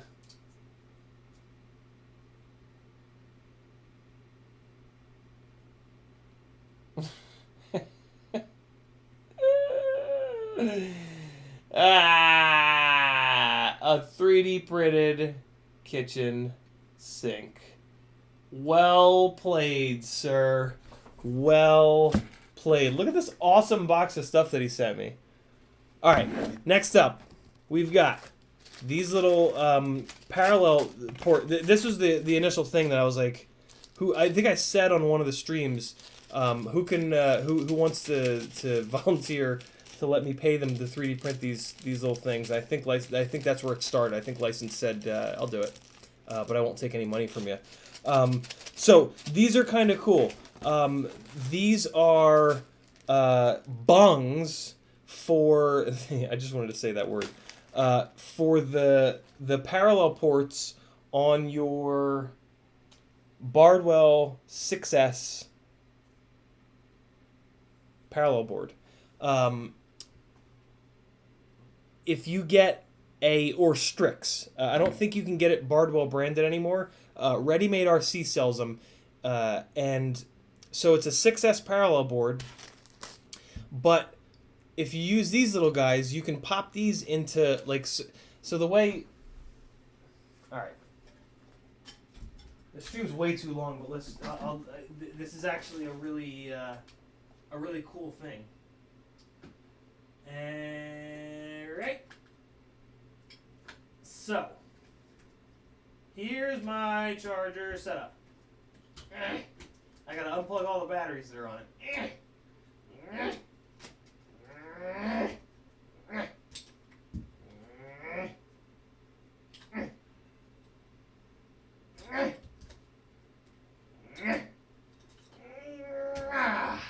All right. Woo! So here's how I have my little 6S Bardwell board set up, and I have a the charger that I have goes up to 15 amps. So 15 amps, I will basically run if I run that thing at 15 amps, I can put 1, 2, 3, 4, 5, 6 6S batteries on this, and basically I'll be using all of the power so that 15 amps is maximum, and with 6S batteries, I'm not charging them too hard at 15 amps to the point where I could be hurting those batteries, right? So doing 6 at a time here is like I'm not sacrificing any time. It wouldn't. No, I can't say it. That's not right. It would. How about this? It wouldn't save me much time to run 10 at a time, 10 6S batteries at a time on there, because it won't push hard enough. It won't push all the way up to 15 amps if I run 10 6S batteries on here. But if I run 6 of them, it will. It'll push all the way up to 15 amps. So if I put the 10 on, it would basically take the same amount of time versus putting 6 and then 4 or 5 and 5, right? Because at 6 and at 5, it's pushing as hard as it can, I guess, is what I'm trying to say. So instead of having another balance board kicking around, which I still do for XT30s, what I've done is put pretty much permanently. I pretty much never remove. I mean, they are removable. These are just little. These are $1 on fucking RDQ. I just leave these guys here, and I can do XT30s. Well, I don't have I only have one or two XT30 6S batteries. So if I want to do 5S or 4S or 3S or 2S, the option is to do the sketchy thing and to just like try to line it up perfectly in the 6S balance board. But if you get it wrong, the balance board explodes and maybe your whole house along with it. So I've got a couple of these little guys, which I never knew. I always liked these guys because they had the rainbow they had the rainbow shit. But I never really understood them, and now I totally understand them. And it's nice that there is a little extension too. Have you guys seen these? I would love to order a few more of these because it just makes it easy. Like it's kind of a pain in the balls when you plug a whole bunch of batteries in here because the fucking balance plugs are like. Argh! With these guys, it's so much easier because there's this nice little extension. But so yeah, I think for me, I might go with a bunch of these. But I don't know. These little bung things are really nice too because you can just pop them into these little guys and like dedicate a couple balance plugs here to because there's different sizes of these little bungs. There's like a 4-port bung and a 3-port and a 2-port and a 1-port. So you can have like one or two plugs that are like 2S and then another plug that's 3S and another one's 4S to just make it a lot safer for if you want to plug a even just to use the little voltage checker thing in here, right? There's just 1,000,001 things that you can do with a Bardwell parallel board rather than just charge the batteries. And it's this board saves me a shitload of time. You know what I also use this board for? He designed these poly fuses in here so that they clamp down. He didn't design them, but he chose poly fuses that clamp down at 1 amp. So when I get home from flying, I check the batteries. You never want to plug a fully charged battery in with a storage or you know a discharged battery. So I do a quick check of the batteries, but like I'll come home with batteries that are 3.5 volts per cell all the way up to 3.8 volts per cell, and I plug all those fuckers in. If there's only that 0.3, sometimes 0.4 difference, I'll just plug them all in. And the fuse is all clamped down to 1 amp, and that's a safe amount of voltage to spread out through all the balance leads, and all the batteries will equalize to usually somewhere around 3.7 volts, which is a pretty decent storage voltage. And then, yeah, I can do whatever the hell I want. Joseph says Amazon has them search for LiPo balance board. And then Drone Pilot says they used to sell them at Hobby King. So yeah, and then like I said earlier, also Strix. I think Strix is the manufacturer, and they're over at Race Day Quads. They are the manufacturer because it says it right down here. So yeah, Bardwell balance board. Lots more uses than just charging, but just for the love of God, be careful. Balance boards can be very dangerous. Don't fuck around with them. Have like this checker on here is great, but it can lead you to get a little bit lazy. I find it's a lot safer. It's a lot safer because I'm less lazy about it to keep a little checker right next to this, so that again, when I come home, or if there's any doubt whatsoever that I'm going to plug a fully charged battery in with a fully discharged battery, it's not the end of the world if you do it, but the fuses get really fucking hot, and it's not good. It's not a good thing. It's not good for the fuses. Yeah, keep your little checker, and before you plug a battery into this guy, just really quickly, just drop the checker on it. Make sure that it's not, accidentally fully charged, and you'll be good to go. But yeah, a lot of things that you can do with this guy that'll save you a good amount of time.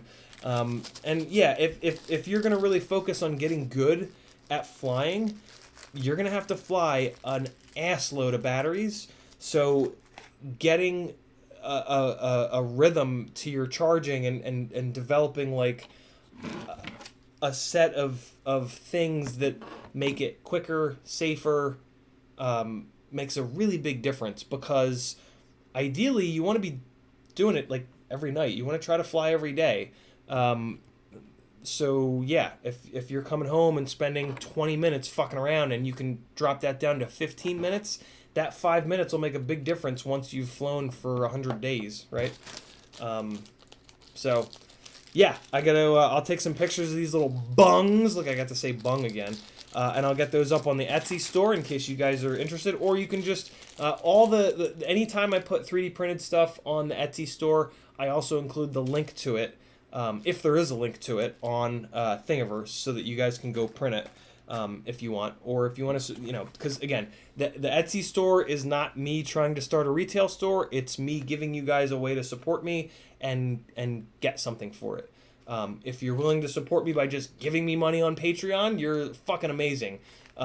If you want to give me money but get something cool in return, that's just as amazing. So yeah, here they are. Here are the full thickness ones with the rubber bands on them. Look at that. License to drive. You are a goddamn lunatic, and I love it. And look at this. This is something he sent me that I thought was so fucking clever. It's a little Tic Tac solder dispenser. I don't know what this is. But look at this thing. Wait, no. We got this other camera for it. Look at this. So we made a little insert, a little pinwheel for the inside of a Tic Tac container to hold solder. And then you just, looks like you just put a little hole in the top of it. Is that not the greatest thing that you've ever seen? Look at that. Just drops right in there. I don't want to fuck it up, but yeah, I'm sure the top of the Tic Tac thing. Look at that! Look how cool that is, right? Whee! I love it.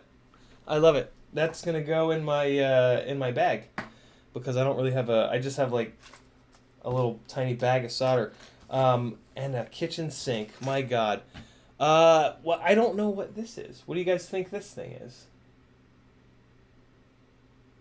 It's got holes in it. It looks like it's going to get mounted.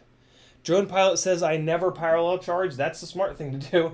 The smart thing to do is to never parallel charge. But I have too many batteries and not enough time to individually charge everything.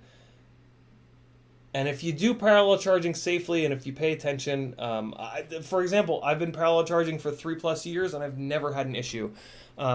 Anytime I've ever screwed up, it's just been screwing up plugging the balance lead in, and like accidentally plugging the balance lead in a little bit crooked, and it just pops the trace. Or on these guys, it would just pop this. It would just pop this fuse. That's why Joshua has these fuses on here. This board is relatively safe because of these poly fuses and because of these fuses. This board is pretty damn safe. You can still light your house on fire, but yeah, I've got 50 or 60 batteries in all different voltages and MAHs and all over the place. So if I had to charge all batteries individually, I would not have any hair left. Dauntless H says, those fuses will die eventually and get stuck opened equals shit goes boom. And that's why you don't want to be too hard on these fuses, because they do fail opened. That's also why Joshua put multiple fuses on here. And it's also why the new version of this, which this one is, these fuses are painted with heat reactive paint. And you can see them when they start to get hot. So I'm just rubbing it to create some friction heat, and it's not enough. So let me get the torch out. You'll see it happen like instantaneously with the torch. Ready? Wait, let me get the glare out of there. There we go. Now you guys can see it. All right, ready? Watch this row. Isn't that crazy? So again, that's just another kind of thing. If you're paying attention and if you're not, if you're doing it smartly, this board can very safely parallel charge for you. I don't know if I'll say very safely, just safely. There's still a chance, but at the same time, even if you are parallel charging, you should have all of these batteries and this in a Kevlar bag. So even if, worst case scenario, batteries start shooting fire, it's shooting fire into Kevlar, and it should not burn your house down. It's one of the reasons that I have quite a few, like not every time I do an order, but for a while, on almost every order I did, I would look to see what, whoever I was ordering from had in the way of lipo bags, and I would just buy one or two. And now I have like 10 of these Kevlar lipo bags, which work shockingly well. Flight Test has a video where they tested these guys as well as the Bat Safe, and these did shockingly well. So yeah, you should, at all times that you're charging batteries, at all times that you have our cheap ass, low quality control lipo batteries in your house, they should be in Kevlar. They should be in lipo safe bags. And that's for real. Like, these will burn your fucking house down, like, tomorrow. It's a real thing. It's happened before. It'll happen again. So yeah, keep your batteries in these lipo bags. If you're gonna parallel charge, for the love of God, keep the batteries in a lipo bag. Don't leave them alone. 99% of the fires that I've seen are from people parallel charging that walked away. You don't leave the room. If you leave the room, you certainly don't leave like audible / visible. Like I will leave this room sometimes, but I will go and sit right there on the couch where I'm looking at the TV, but in the corner of my eye I can very easily see, like, if there was fire coming off the charger area, I would see the light from the fire, but more importantly I would hear because they do make a hell of a sound when they let go. You just never be more than like 10 steps away from lipos that are charging, but especially lipos that are charging on parallel boards. And yeah, you just never take them for granted. Like the parallel board thing, you just never like, oh, it'll be fine. You never like, oh, I'll just plug it in all half-assed. Like, no. Don't do it. You won't like the result. I was gonna go fly. That's why I had those batteries in the charger, but it is dark now. It's getting dark early already, guys. What the hell? I do not like it. Here's some... Wait, no. I'll get caught up on chat and then we're out. Fuse die eventually. Drone Pilot says, I have more than 10 lipo chargers because I shudder at the thought of placing lipos in parallel. Takes one dead cell to cause grief. Very true. Another really good point that Drone Pilot just brought up. It only takes one dead cell to cause grief. For sure, when you're flying, if a battery it doesn't feel right, don't ignore it. There's probably a cell that's either on its way out or already dead. You do not ignore that. But like with these batteries, you really got to pay attention top to bottom. Pay attention when they're in the air. If they start to feel weird on the throttle stick, like there's something going on, that battery does not go with the other ones. It goes in a separate spot. It goes on concrete. Like, yeah, if you're gonna parallel charge, you gotta have a system in place. I think like a good. I think maybe like it's hard to. I don't want to say this and have somebody catch their shit on fire, but I feel like maybe don't parallel charge for 6 months or something, right? Like, don't parallel charge when you're new into the hobby because you just don't know all these other things. You don't know what a bad battery feels like. You don't know what a bad battery looks like. Yeah, when you're plugging batteries in, you always want to. Yeah, there's a million things that you got to do to be safe with it. I'm not going to pretend to try to get through all of them. Drone Pilot says, my large batteries are all in bags inside a steel cabinet, even in just storage. Dude, guys, they are just as dangerous in storage. When you charge them up, they're a fucking grenade with the pin pulled, basically. You charge one of those batteries up and it's got 420 per cell, that fucker will shoot 5 feet of fire that will catch anything on fire. So yeah, when you charge these batteries, they are live hand grenades, like legit. When they're down at 3.5 per cell, they won't shoot fire. They'll just shoot a bunch of really noxious smoke. So they're still like bad news, but at least they won't burn your house down. So yeah, it's be as crazy as possible when it comes to these batteries that we're using in fire, because the quality control blows, right? Like, look at a Mavic battery. They're like $100. You know, we're paying $20 for these batteries. Of course the quality control is going to suck. So all of our batteries, even the nice ones, the quality control blows. And B, we fly them on shit that we smash into concrete, right? Like, we abuse the shit out of these batteries. So yeah, you got to be crazy careful. But it's doable. If you just be disciplined. Don't take anything for granted with these batteries. Rain Dogs might have missed it. How many packs do you usually take out when you go fly? Typically 8 6S 1050 5-inch batteries. I have a really nice little... Speaking of battery safety, this is a case that I've only seen available on Banggood, which is kind of annoying. But what I really like about it is it has dividers. None of the bags ever have any kind of dividers, and it's like, if you don't have dividers, then you've got one big hand grenade. Because if one of these guys goes off, and it's sitting right next to another one, it's probably going to cause a chain reaction. Not probably, because it could cause a chain reaction. I'm surprised that every time I've ever seen people that have had a battery go in their bag, it's just that one battery, which I've never understood. I always assumed that it would cause a chain reaction. Maybe that was just luck of the draw.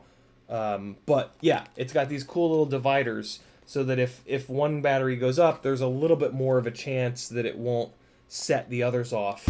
And yeah. So this is this holds 8 of those, so 8 5-inch batteries. And then I have another one of those where the dividers are in a little bit of a different order. And that's got spots for 2 more regular, like 1050 lightweight 6S 5-inch freestyle batteries. And then it's got room for 2 of my long range batteries, because I've been trying to bring that rig out and use it lately. And then it's got a little bit of space for micro batteries. Sometimes I'll bring 1 micro battery, sometimes I'll bring 20. It really depends. Those rigs are constantly in flux, either broken or getting a different part or being tested or whatever. But yeah, for like my main rigs that I fly, which are the Glide 5-inch rigs, I bring a minimum of 8 batteries, because that's enough where, like, basically at the end of 8 batteries, I'll have gotten 99% out of that spot, out of my flying, out of my creativity, out of myself, whatever, for that day. Yeah, good question. Here's some flying in the gorge with some awesome music from where did he go? From Quessy. Here you guys go. Enjoy. I will talk to you guys tomorrow night at 10 o'clock. Tomorrow night is not giveaway week. We did giveaways last week, so tomorrow night will be all good stuff. We won't have an obnoxious half an hour giveaway period. We'll just talk fucking FPV the whole time. What do you guys think about that? And then next Monday, it'll be giveaway Monday, and they'll be huge because it'll be 2 weeks worth of giveaways all combined. All right, guys, be good. Here's some shitty flying. It's not that shitty. Wasn't that great though? I was not feeling it last night. Luckily, I had the wherewithal to stop myself before I wrecked everything, because you're about to see this is quite an unforgiving spot. All right, guys, here you go. I'll see you tomorrow night. Woo! Woo!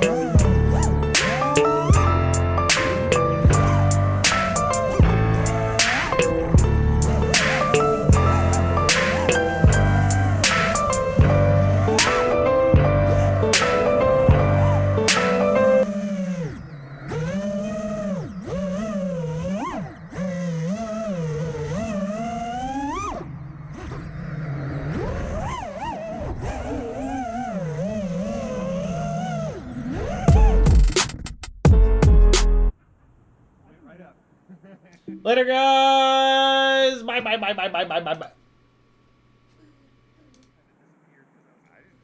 I meant to play that on this screen. Although I guess if you dive it straight down. Oh, here's the outro with the top patrons. Love you guys. See you tomorrow night.